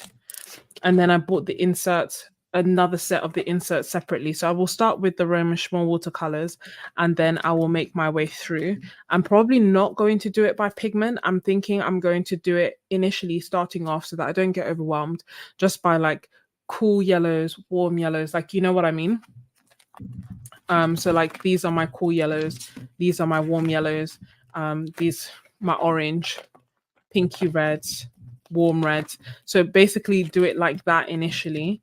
And I can't remember, I've seen a video where someone did something similar, but they used a different folder. And the reason that I think that this folder is better is that this is a ring binder. So you can literally like open this, you know, like if I decide I want to do a different order, or if I decide actually I now have a whole bunch of extra yellows and I need to add another sheet of 9s in there, I don't have to remove every single one to make the order make sense. And that is one of the things that I worry about if the actual sheets are fixed. So if you are going to do something similar, then I would strongly recommend that you get the baseball, whether you're getting the baseball or sometimes the business card ones are a bit smaller. So this one's like letter size. So if you're getting something like this, I basically recommend getting the ones with the ring binders so that you have the flexibility of being able to move the actual sheets and add extra sheets as well. And you can then, in theory, also hole punch something like this and add it in and avoid the nightmare, which is not a nightmare, actually. I think it depends on your personality type. But like for this, for example, I'm just doing it all for fun. If I then told myself that actually all the greens have to be in this one section, and then all of a sudden I have 12 greens and they can't fit on this page, that would break my heart. so anyway, complete side note, complete sidetrack, but I'll link it down below. It's called LinkedIn or something like that, but it's essentially on Amazon. If you put baseball card holder and you get the ones with the inserts, that is better than the ones that are fixed inside, so that you can have some flexibility. But in answer to the question, I'm slowly working my way through making the inventory. I have cut up all the cards. It's just a question of finding time. Oh no, is it mute? I'm catching up on the comments, or did you mean before? Let me catch up.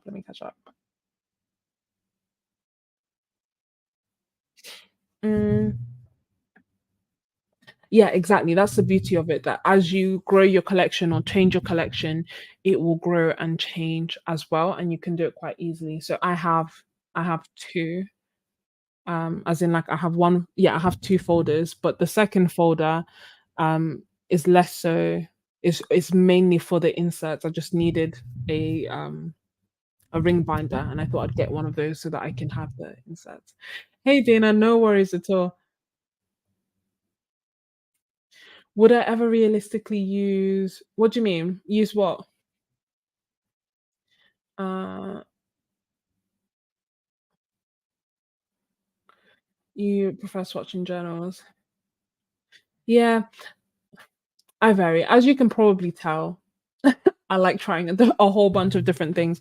So as much as I have this and we're playing in it now, and then I have my main more scale one that has a mixture of different things. I also really want like a small one, like this size, just so that I can have something that sits in my bag that's just there, like tiny little swatches is my aim. But let me catch up a watercolorist. So these are the colors that we've swatched out so far. And we were able to swatch out on both sides. So the paper is thin and you can see the circles, but the watercolor did not transfer to the other side. So it didn't reactivate this watercolor. And oh, four before your correction. and um and then these are the greens new in the collection, and this is the core set that has, let me just write that in the middle. So this is the core high chroma set. High chroma set. Um, would I use the inventory? Yeah, because I'm not doing it by pigments as such as when now that I'm starting off, especially because I'm starting off with the Roman Schmal, I would do it by literally looking at the colors and thinking about what colors look similar to me and just put it in there. And then I'll have a better idea of what colors are similar, what pigments they are, etc., and what colors I have. And then the beauty of them being in cards is that I can literally like pull them next to each other and just have them there and compare. Um, The small cards. I haven't done it yet, but that's a very good idea, Melanie, because I did consider doing one hole punch in the cards. I didn't think of it for travel. I thought of it more so as if, for example, I do like the full swatch, like the full color swatch at the top, and I gradiate it down, and then I do a hole punch here. I thought that in theory, if there's a hole here and I want to compare a color, I would be able to lay it on top, and there's a hole here, and I'll be able to see how the two colors compare. Does that make sense? So that's what I wanted to do. But in theory, yeah, you could also use it for travel. I just think, would I don't know if I would. I feel like I'd get it damaged, and so it's probably an in-studio thing for me, and then I'll just get, like, one of the small Jackson's books and do that as a swatch.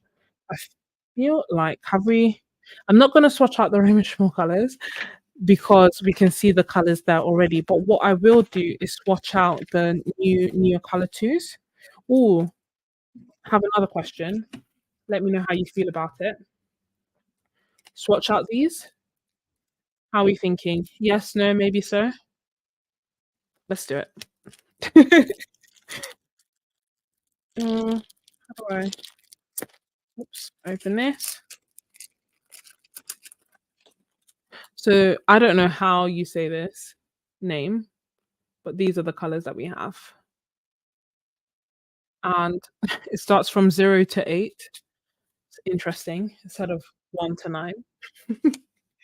Well, let's swatch them. I actually don't even feel like I need to write the names. Let's just swatch them. And this is 0. Will they? We'll see. No.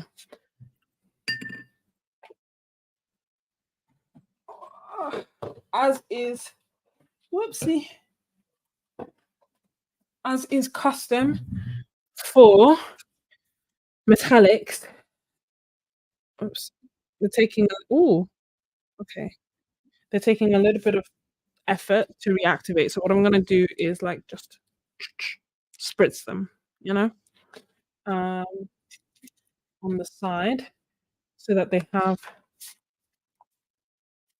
some time to activate. And I hope that doesn't make it run. Interestingly, why did they do this? The paper, the writing on the card is not waterproof. Note to self. So don't do as I did and spray it all. Instead, just drop water on the specific colors that you want to reactivate. And that will probably be better. But this is beautiful. There's a little bit of purple in my swatch from my hand. Disregard that. I feel like we're getting a better idea of the color on the on the dot card as opposed to on the paper, but it's all well and good being on the paper, on the dot card, but we actually need it to transfer. So this is Ocean's 0. On here, it looks on the dot card, it looks very green. On the paper, it's looking very blue.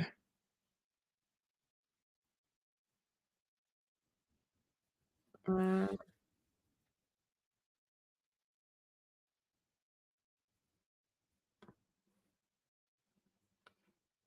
let me No, that's fair enough, pre-Raphaelite. That's the beauty of, art, though. Some people will only have a mixing palette, some people will have convenience colors, and some people will collect watercolors, and I am in the latter. I'm certainly in the latter. Yeah, yeah. It's drying out now. It's just to know that it will run. This is Ocean's 1. Let me add more water and more water here and more water here. Just whoops, adding drops of water so that they can reactivate. Ocean's 1. This should not be this hard.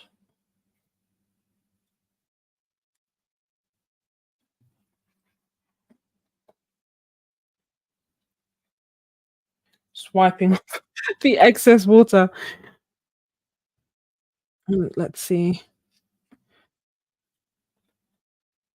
This almost reminds me of the Supervision watercolors, remember? But they were easier to reactivate.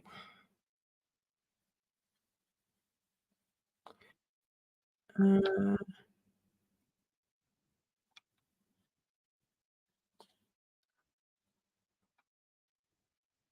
so I'm boring a hole into this. You get a good amount of paint for the dot card. It's not like the Daniel Smith ones that literally leave it to imagination to figure out what color you're getting.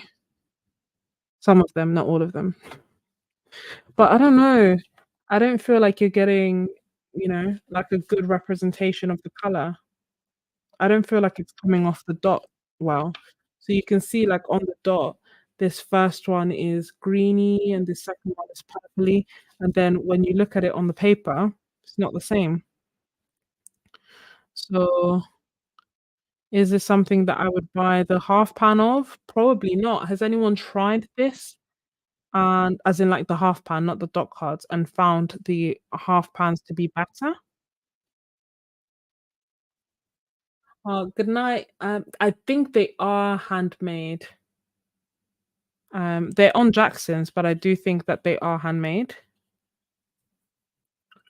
Good night, Shadow God. Thank you so much for joining. And sleep well. Oh my gosh, that makes me wonder what time is it? Midnight. I will go to bed soon, I promise. Yeah, I'm not I'm not a fan. Why? Why? I feel like I'm just getting the mica, which is why they're all looking very, very similar. Whereas in, like, really high concentrated amounts, the colors are beautiful. This one is better,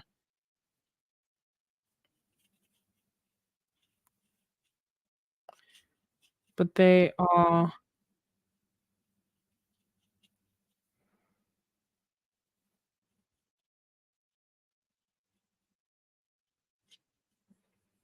what do you think? Maybe need smoother paper. Maybe it feels less so about the paper and more so about oh, this is reactivating. Oh, this is crumbling. Okay. This is Ocean's 3. I don't know, it doesn't feel like it's the paper. It feels like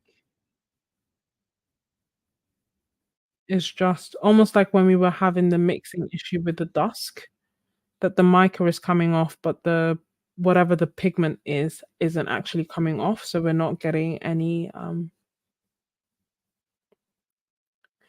additional color, which is why they're all looking the same color.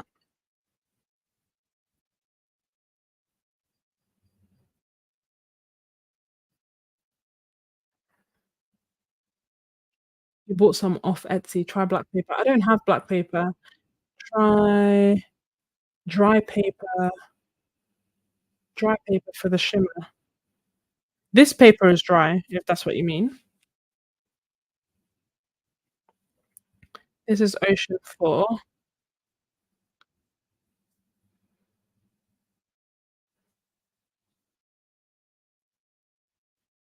Let's see. Miss Ebony, when you bought them, did you try them? And if so, what did you think?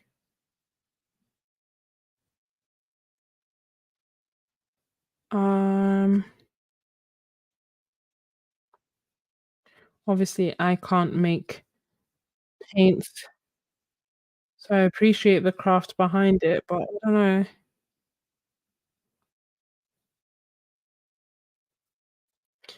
I don't like them. Hey, Dawn. You're doing studio work. Welcome. We are just doing some swatches, chatting art supplies, getting ready for Black Friday. Yours came in pans and were nice. So maybe okay, this one's nice. Oceans 5 is nice. So maybe it's because it's dot cards?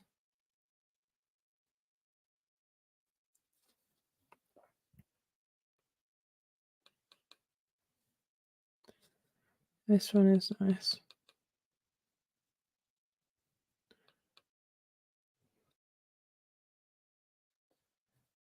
Um, but yeah, Ocean 0, I was never able to get that green out of. Ocean 1, I wasn't able to get the purple out of. Ocean 2 is drying beautifully. Ocean 3 is drying nicely. Ocean 4 is drying nicely. Ocean 5 is drying nicely. So primarily it's Ocean 0, which is the main one I had an issue. And I almost feel like, uh-oh, is it frozen? Hmm. Let's see what happened.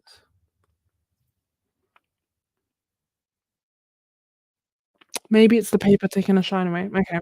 Let me finish swatching it on here, and then I'll try it on a different paper.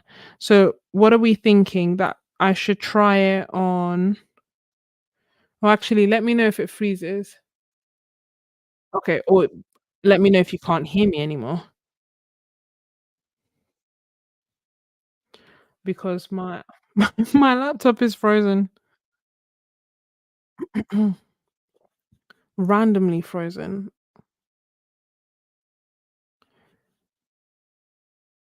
It's funny, I keep wondering how long I can do YouTube on this laptop, and the answer is clearly getting to okay, you can hear me, good. If it shuts down real quick, I am so sorry because the screen is now completely white. Gosh. Oh, is it back? Maybe it's back, we'll see. But, yeah, the screen went completely white and it's frozen, but I can see it on my phone, but you can see me, so as long as that's fine, and as long as you can hear me, that's fine. This is a beautiful color, Ocean 7. And, to be honest, as these are drying, they're growing on me, so perhaps that was too harsh? I don't know, so maybe I would use them for accents, but not the main painting. I feel like it requires too much faith for me to not know in any way, shape, or form how it's going to dry. This is Ocean 7, and then I'll do Ocean 8 in a second. I'm moving but lagging. Hot press arches. Don't have hot press arches, but what I do have is hot press etcher. I can bring that out because I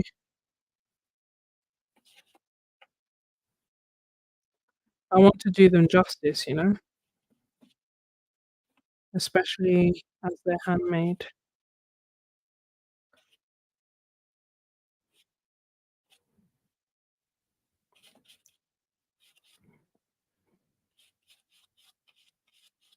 Okay. That's what they look like at the moment. Hopefully you can see and hear me, and let me just show you some close-ups so that you can see. Can you see the shimmer? Yeah, let me see the shimmer. So this one isn't shimmering as it should, but the rest are, and you can buy the pans separately. So the half pan, sorry. So this is 0, oops. This is 1, 2, 3, 4, 5, 6. Don't know why I'm writing like that. 7, 8, and this is the ocean set.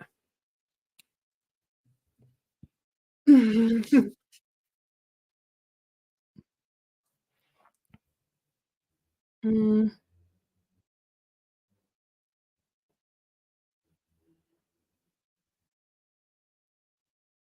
Looks like you're painting on a t-shirt. Uh, let me try. The question is, where is my sketchbook? Is it to hand? Trying to think about where I used it last. It was when I went to,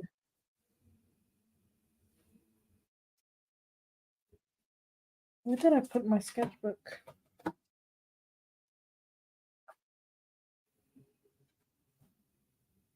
Trying to think of, like, do I have any other hot press paper?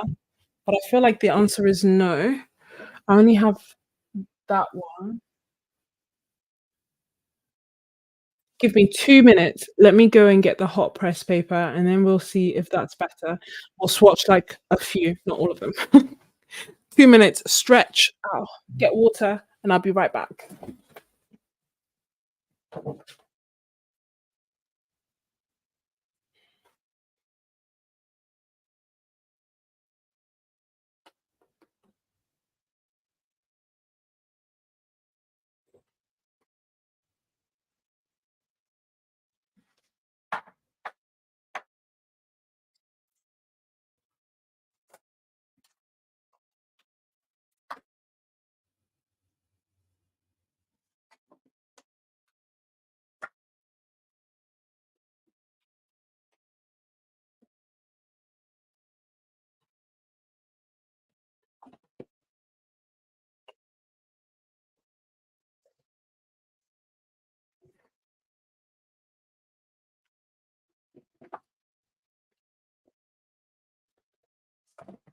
Mm,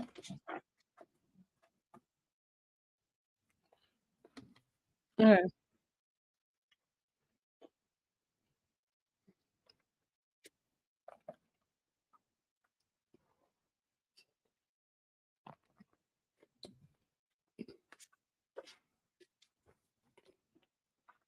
Metallics-wise, I only use them for, I haven't got it in here. I only use them for accents.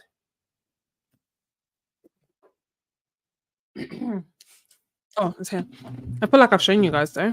You've seen it, you know? Can you see the gold here? That's essentially where my metallics get used. Ay, ay, ay. But before that, I wasn't on them at all. So this is my Etcher Everyday Sketchbook. So it has hot press, 100% cotton, Fabriano watercolor paper. The dot cards are wet. I'm gonna put this to the side for a second, and then we can compare it at the end if need be. Let's try and swatch them out again. So this is Oceans 0, and I've wet them all, by the way. So Ocean 0, which is the greeny one.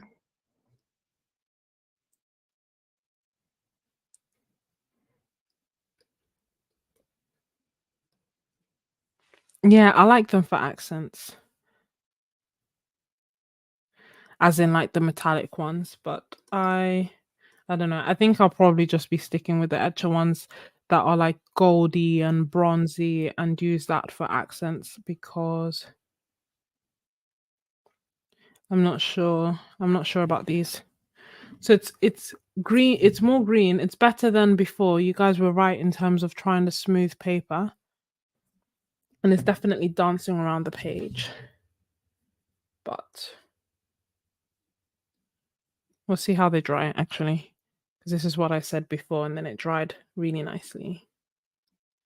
This is number 1.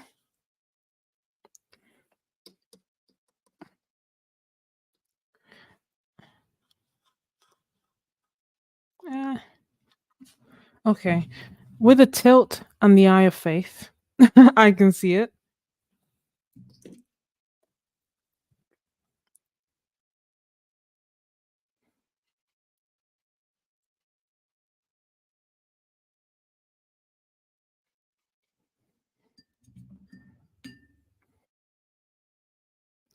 This is 2.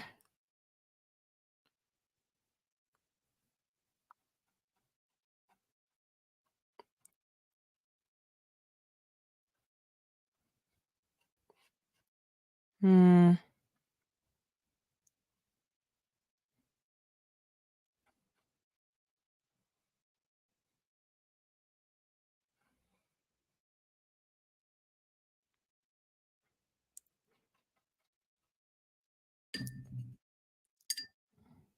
This is 3.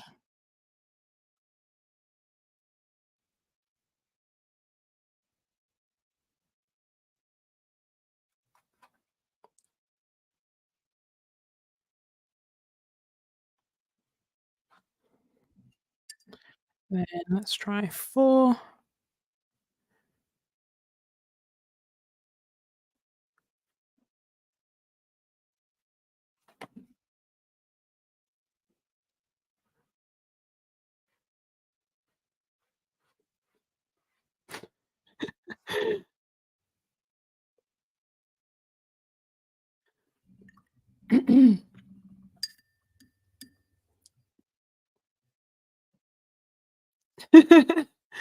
Hi, Elvedie.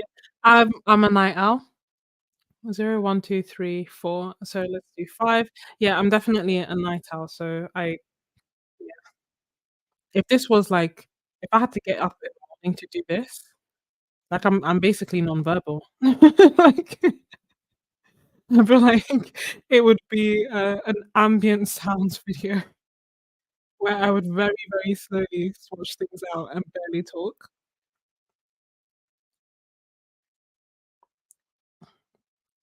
But I like nights. It almost seems worse than hot press. You know, I didn't wanna be I didn't wanna say nothing, but I, yeah.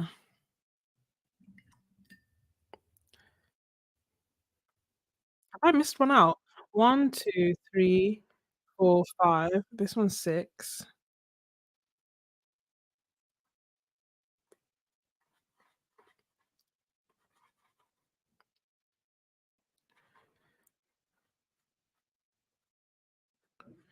Let it not be said I didn't try.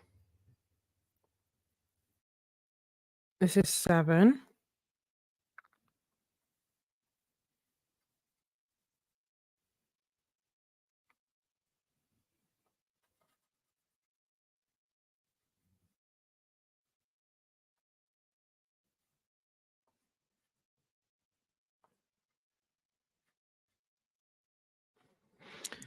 And, this is 8, the last one.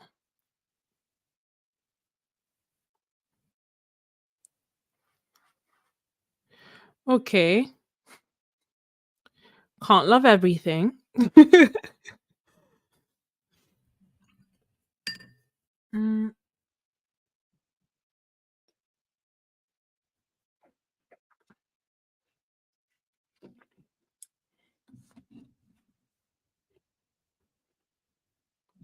let me show you. Okay, so you can see it when it's like that, you can see the shine, but I don't know.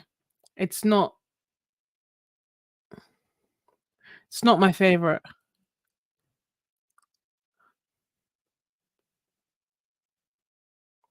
Yeah, it's not my favorite, can't even lie. So that's on 100% cotton hot press watercolor paper. We've also done it on, let's compare it to, this is the 100% cotton cold pressed watercolor paper. I think the cold pressed was better, or the cold pressed dried better, but it's not, you know, I wouldn't get them basically. I'm not going to get the half pants. I was curious. They looked beautiful. We were all like enamored by them, but um I don't know. I don't know if it's just the dot cards, but even if it's just the dot cards, I can't I can't risk it. I can't risk it because I think they're like £9 something per half pan. So that's fine. It's not something I'm gonna get in the future. Are these dry? Almost. Let me quickly dry these and then blame the magnets.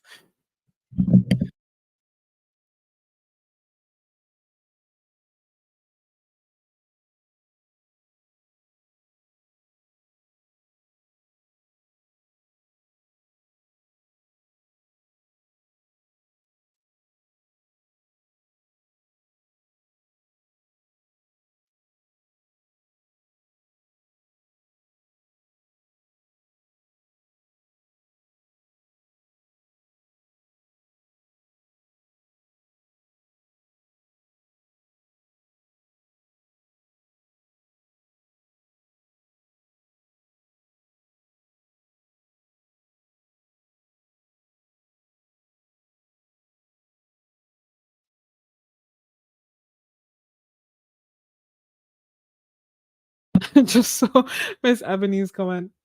Um, yeah, no. They can they can go off and live with those water soluble crayons.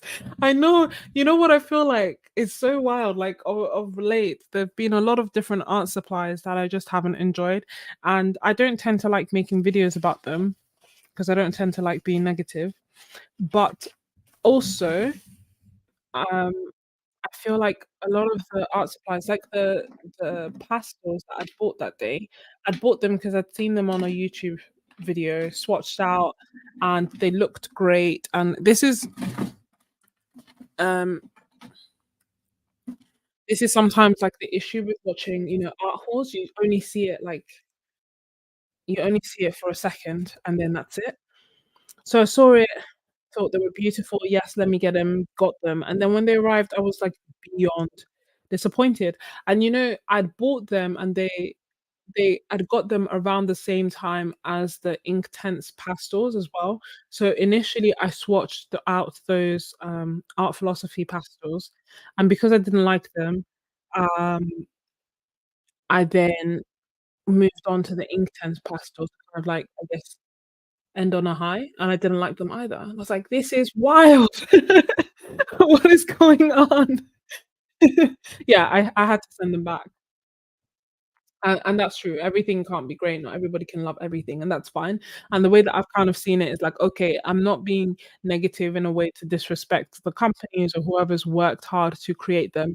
It's just more so that for some people it will be what they're looking for, and others it won't be. And I feel like if I highlight the pros and the cons and the things that I like and the things that I dislike, then people who are drawn to those things will get them, and people who are actually more similar to me and don't want those things will not get them. So that's oh, thank you, Dark Roast. Yeah, that's the most that I could do.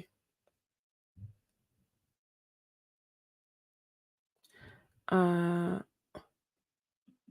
yeah, exactly. I don't think that someone would need all of these colors. They are very, very similar. So these two are very similar. So it's almost like these two, so 1 and 8 are very similar, like purpley, a reddy purple.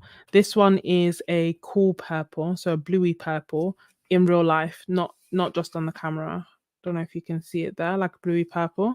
This one, blues as well, but like they almost look like shiny ultramarines. This one looks like a shiny cobalt teal.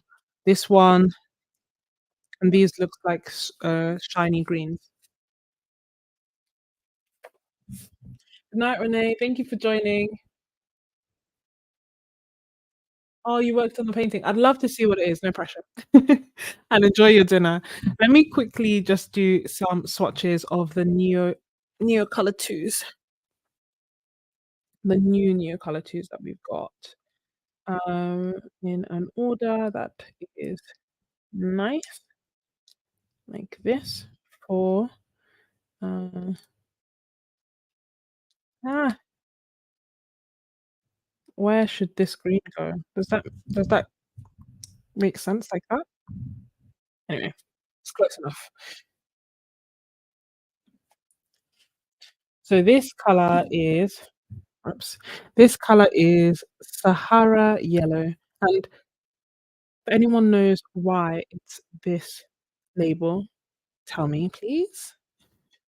I don't know if it means it's old or anyway, I guess as long as it works fine, I shouldn't complain. So I'll do 2 swatches. So we leave one dry and we have one wet. So that's Sahara yellow. This one is Flesh. I think they've changed the name, but I don't know what they've changed it to because this one says Flesh on it. And the reason that I got these colors, including this one, thank you, Durwood, which is apricot, was I was trying to replicate the colors in the set from the Art Philosophy palette. So there was a specific color that I was trying to replicate that I thought was quite nice. Is it a 2? Yeah, it is a 2, apparently.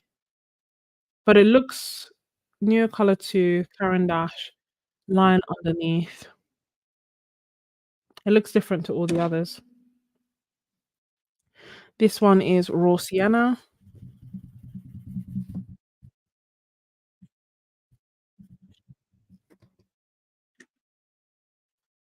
This one is Alizarin Crimson Hue.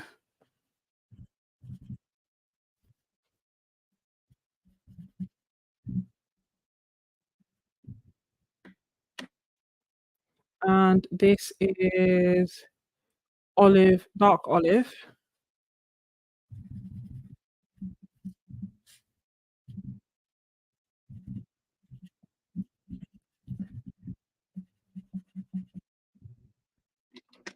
And then Jade, which is bay. I don't know why I love this color so much, but I think part of the reason that I then got malachite is that I thought malachite would look like jade.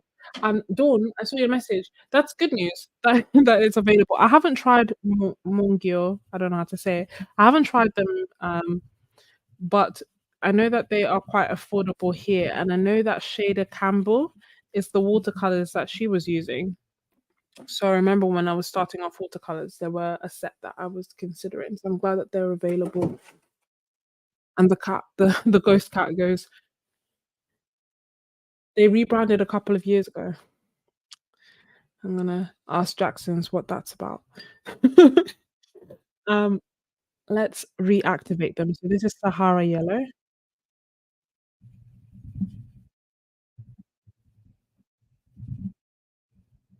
Nice light yellow. Then this was Flash. That's almost disappeared. Very, very light. I don't wanted it a bit darker. We'll see. Apricot. I like apricot.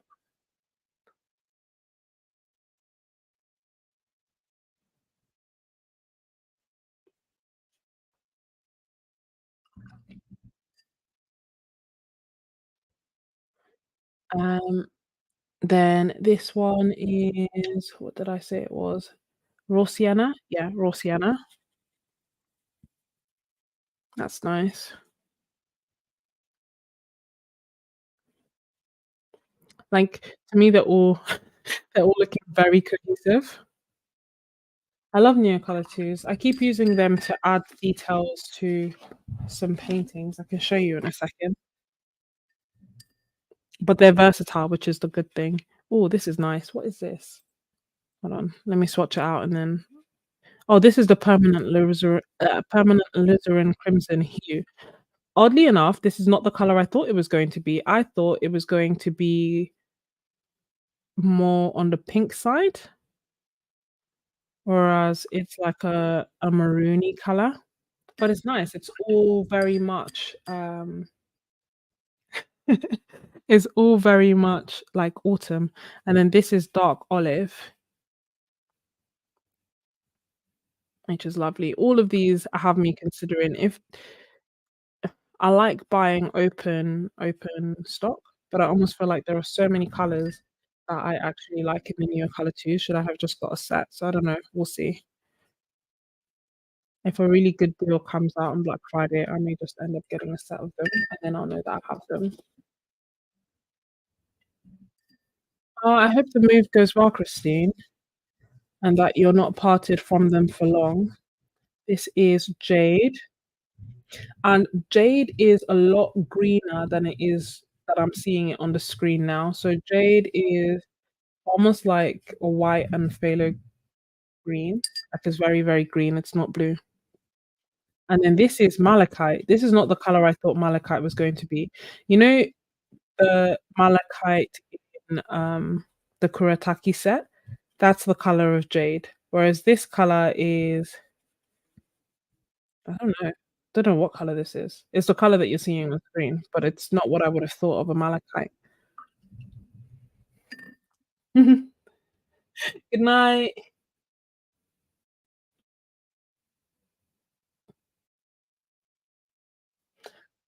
Recommend the Neocolor ones too as well. Yeah, I do have Neocolor ones as well. And I think initially, especially because I tend to leave the Neocolor twos in their dry form. So then I was like, oh, I don't actually need Neocolor twos. I can just use Neocolor ones. But in the end, I did like the versatility of the fact that if I did want to reactivate them, I could. But if you're not going to reactivate them, then they are fun. So these are some of the paintings that I've done recently. Um, I say recently, but not like, so this one wasn't that recent. So this was uh from a live stream that I did with Kofi, and the replay is available. Although you can't actually see what I'm painting, you just get to paint with us and see the reference. So here as well, I don't know if you can see like bits here. These like highlights that I'm doing here are actually jade green all over the place, and the shadows have periwinkle blue and ultramarine blue. Which is very, very much random. Thank you so much for joining, Dawn. Oh no, you're staying. A watercolorist is going. Bye, a watercolorist. Sleep well. Um, rather than the usual rainbow. Yeah, that is the benefit of the new color ones, that you can use them as a resist if that's what you want to do, whereas you couldn't do that with the Neocolor IIs. And then like this painting as well. So this is watercolor with Neocolor IIs on top, and then you can see like the hints of the jade green and the ultramarine and the pinks and the uh yellow and the ochre as well. I really like that. And then this one, a lot more simple. So it's primarily watercolor with some hints of some hints of the jade green and the ultramarine. And again, all just like throughout little hints. Anyway, in a nutshell, these are the Neocolor IIs. And I think, are we, I feel like we are pretty much almost there. The other two colors that I got that were watercolor sticks is the Quinacrodone Gold by thank you, Terry. You are more than welcome, Pre-Raphaelite. It's actually my pleasure. Like I genuinely really enjoy hanging out with you guys and swatching and learning from you guys as well. So this is Quinacrodone Gold by Daniel Smith, and it's their watercolor stick.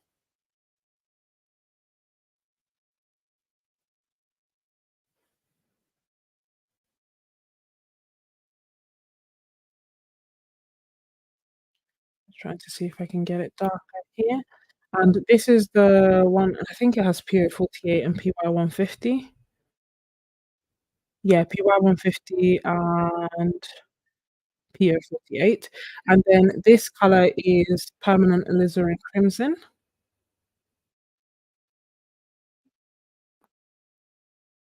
Whoopsie. Which is a which is kind of what I thought the Neocolor II was going to look like.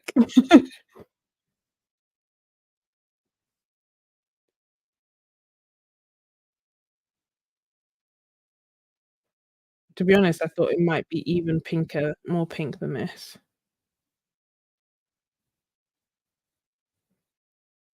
And, I've tried let me try a my other brush. I feel like I don't actually have anything else left to swatch. Call me crazy, babe, just make this crazy, but here's my number, so call me maybe. Where did I put the other thing? I put it here. I know we swatched ooh, how do you find Daniel Smith compared with the core? I don't mind you asking at all, that's a very good question. Let's swatch it and see. So this is the core Quin Gold.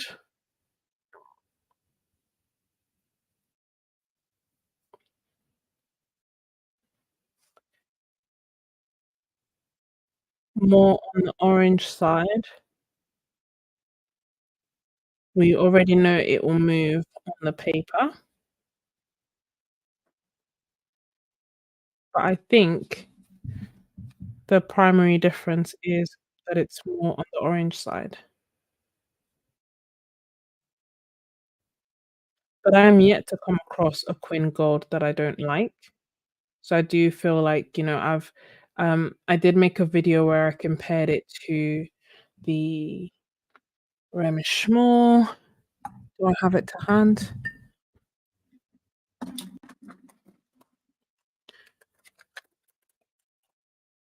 This one is the Szmal Quin Gold as well. Let me just The only thing is that it's in my palette, so I just wanna make sure it's not contaminated with another color, usually green. But yeah, so this is the Schmal Quin Gold. So I feel like for the most part, they are all just really nice.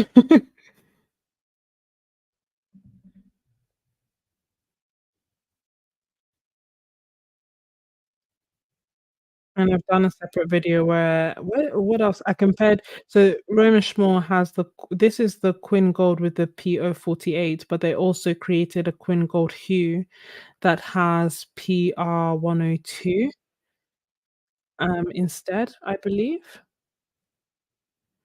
So I compared it with that, with the Daniel Smith, and then I don't know, with Holbein or somewhere else. Basically, I compared a whole bunch of different, Quin Golds because the PO48 was getting discontinued, just to advise you.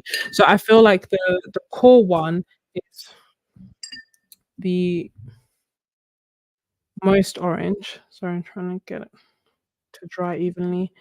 The core one is the most orange and also runs around the page.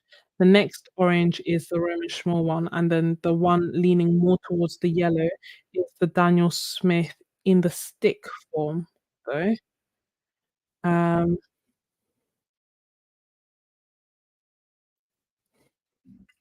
if you give me 1 second.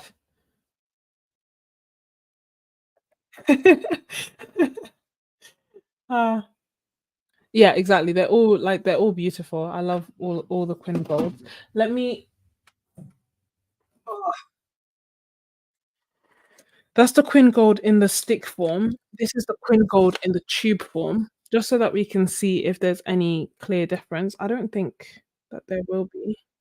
So this is Daniel Smith Quin Gold in the tube,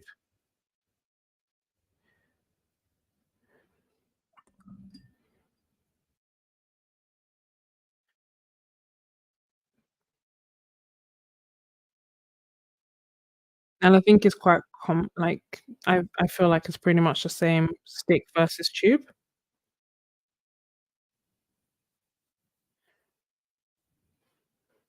And, oops, you may have noticed I switched brush, and just because I feel like I can see little bits of paper coming off, and I wanted to know, like, is it the brush that I'm using? But it is actually the fat book.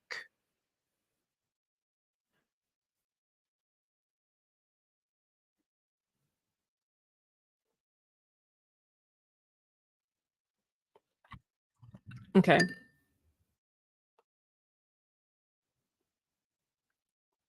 You're more than welcome, Dawn. Sleep well. She says she has a dog on Dark Roast, you're making me laugh because there was someone who said something similar. They were like, "Oh, well, I say I'm a doctor, but really and truly, how does anyone know?" It's like of all things for me to lie about. Hey, Melissa. Welcome to the fun. We have just been yeah, there is a bit of peeling. I'll show you I'll hold it up closer so that you can see in a second. So this is the Daniel Smith Quin Gold stick. This one was the core Quin Gold. This is the Roman Szmal Quin Gold, and this one is the Daniel Smith Quin Gold from the tube, and this is the Daniel Smith Permanent Alizarin Crimson. Hey, Mighty Pencil, you did. It was on this side. We literally just did it. Let me let this dry for a second, and then I'll hold it up so that you can see the peeling. But actually, maybe, ooh, whoops, is this still wet? Yeah. Maybe it's the peeling is better demonstrated here. So let me make sure that it is in focus. Hopefully that is. So for example, on the tube, can you see the like dark specks there? So if you keep an eye on it, you'll see that they can like I can move them. So that's what I mean by like it's peeling. So you see how they've kind of like gone and moved here.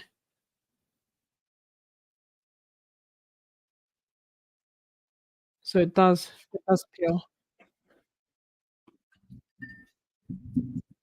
Let me lift on all of them. Same for like here. You can see little bits of it peeling. And bearing in mind, like now I am rubbing, but before I was being quite gentle. So all of them have like darker areas, like little bits of paper that have come off basically. Cool as a flight risk. Oddly enough, the one that didn't have that much peeling is this, but I don't know why, because that's you remember that's why initially I changed the water and I did a whole bunch of different things. So it's not all of it. I think if I'm only adding a little bit of water. So when I look at the swatches of this is Sahara, this is Flesh, Apricot, Raw Sienna, Permanent Alizarin Crimson, Dark Olive, Jade, which is greener than is coming up on the screen, and then Malachite. So when I'm looking there, I'm not seeing peeling, but when I look at the others, I am. So I'm just going to dry this, and then we will do a quick flip through, and I will let you go to bed. But I really appreciate you guys being here and watching, hitting the like button, joining my Ko-fi, all that good stuff. Sketching and scrubbing, as is the name. I feel like I should just do like a Sketches and Scrubs, but open up like a spa retreat, you know? So like you come, you create art, but then you also like get a massage in the sauna. I really need a massage. Yeah, it's definitely the fat book. Like I've tried everything to try and change it. But this is the Khadi fat book, which is 100 GSM.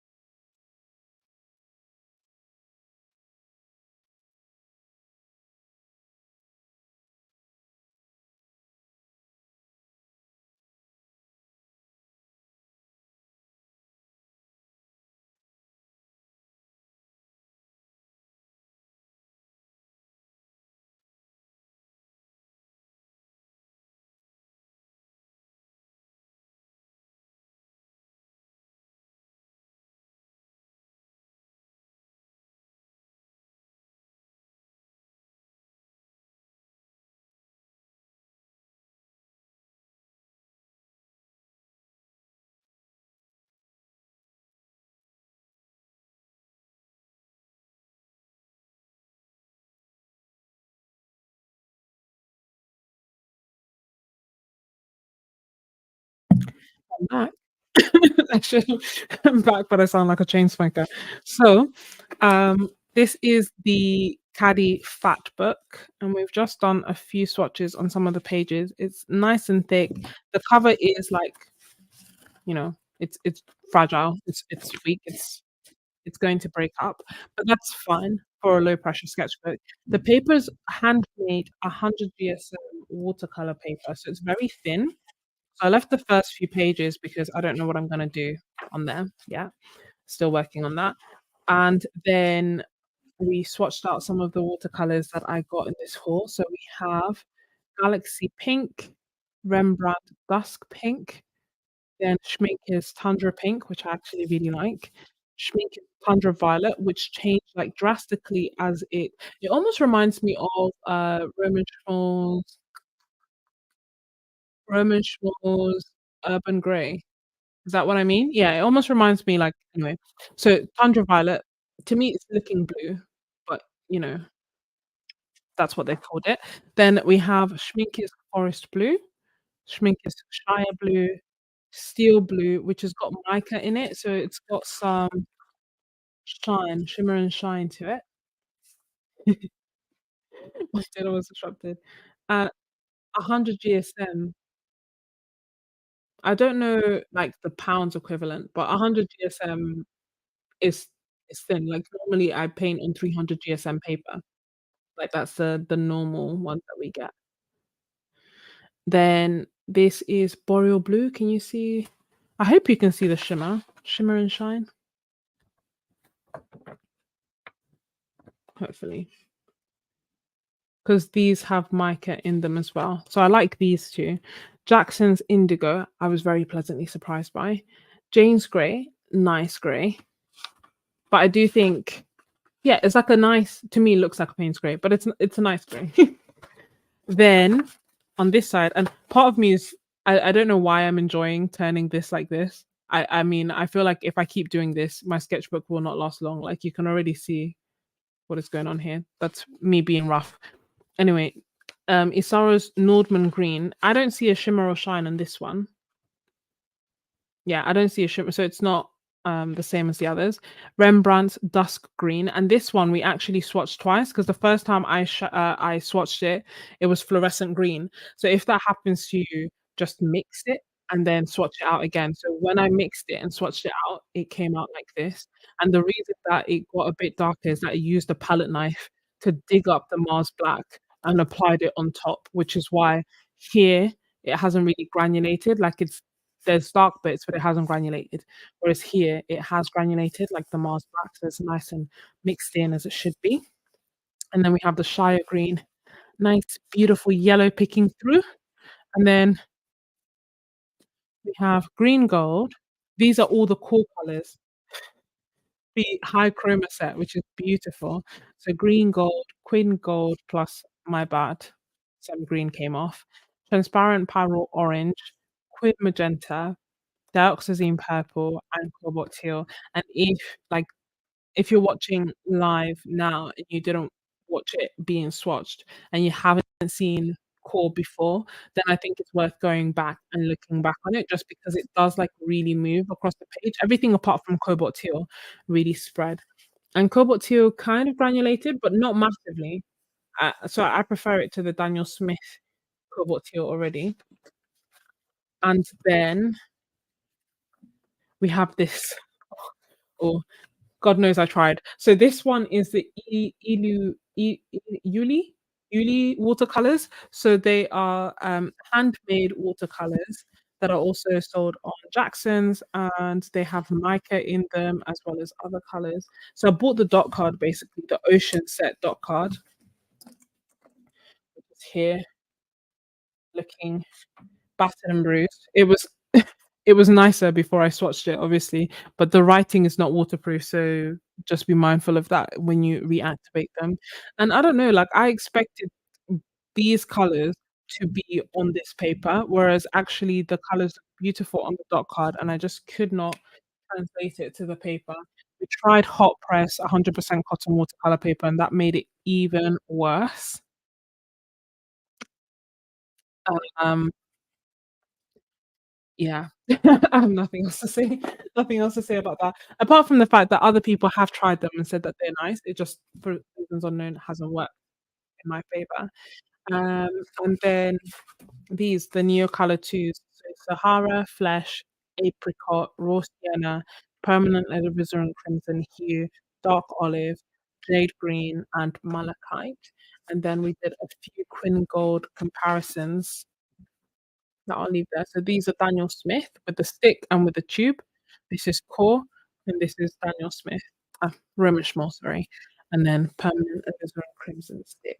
And that plus plus the other Romish more that we haven't swatched out, plus the urban sketching kit, plus the full pans, plus the other Khadi papers that I got are essentially what I got in this watercolor haul. So it was massive.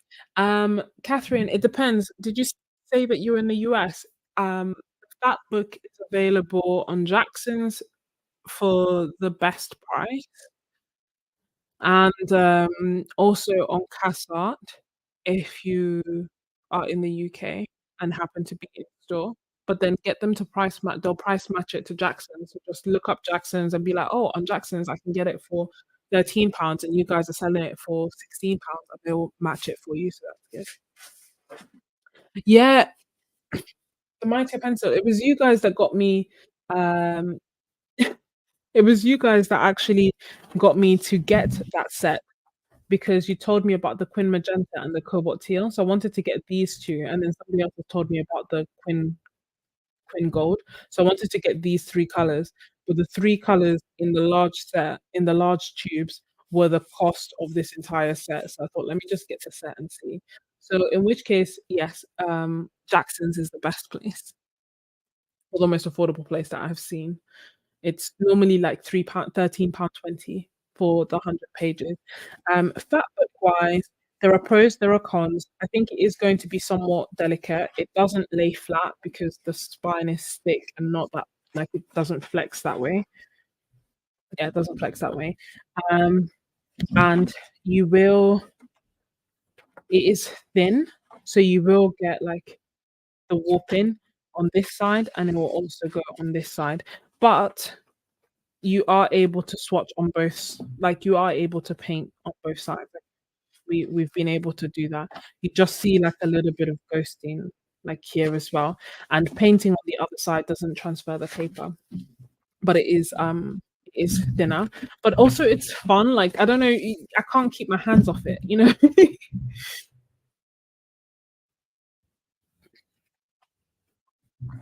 These look like primary and secondary colors in the core set. Yeah, they essentially are. But bright ones. It's like an interesting choice because it's not a split primary, but in theory, you have like your warmish reddish color, you have your pinkish color. Is this your yellow? That's the only thing for me.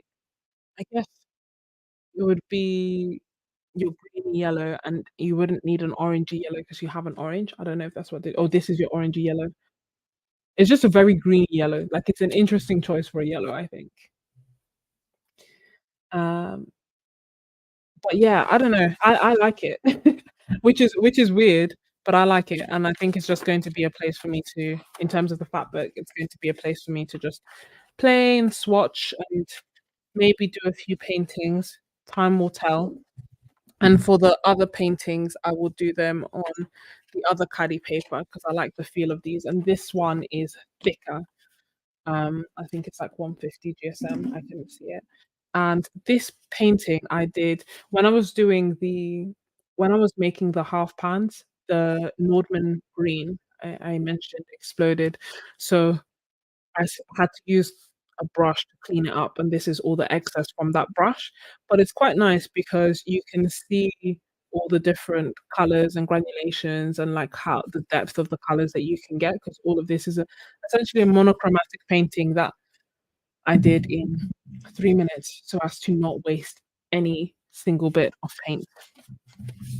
And that's from earlier today.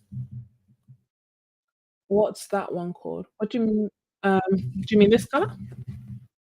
This one is the Nordman green, if that's what you're asking though. If not, tell me, describe what you mean, and I will tell you the name.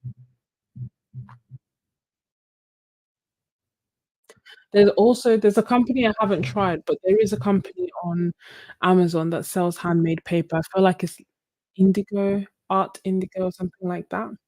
So this oh, what's this book called? Um, I'll put the link for it because uh,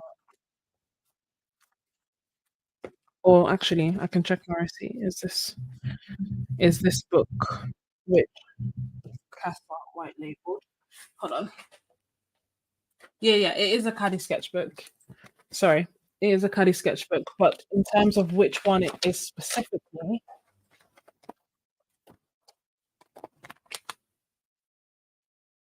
Khadi, it is the Khadi sketchbook, which is 15 centimeters by 15 centimeters, and it's 150 GSM rough, and it costs £5.10.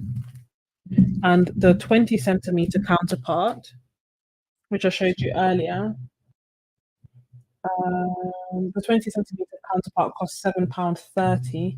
The fat book was £13.50, and the 640 GSM paper was £7.40 as well. Just for research purposes. The thing that I find wild is that I touched it and I was like, yeah, this is 150 GSM. Like, isn't that wild that we now love and like use supplies so much that we can fill paper and be like, yeah, this is 150 GSM, this is 100 GSM, this is X, Y, and Z. Like, I feel like most of the population don't even know what we mean by GSM, and we're here like knowing it by feel. But I think I should let you guys go to sleep. I had such a good time swatching these out, and I hope that you've enjoyed it as well, and that hopefully it's given you a bit of a good idea as to how the colours are and how the papers performed and everything. And I hope to do more live streams in the near future where we can just like play around and you can bring your sketchbook as well and or do whatever you want to do, and then we can literally just chill and create art. 'Cause sometimes I don't know, it feels like it's nice to create art if there are other people creating it with you. That's how I feel. That's why I love our Kofi and stuff. Um, that label says this with us sleep. Yeah, me. Yeah, I need to sleep.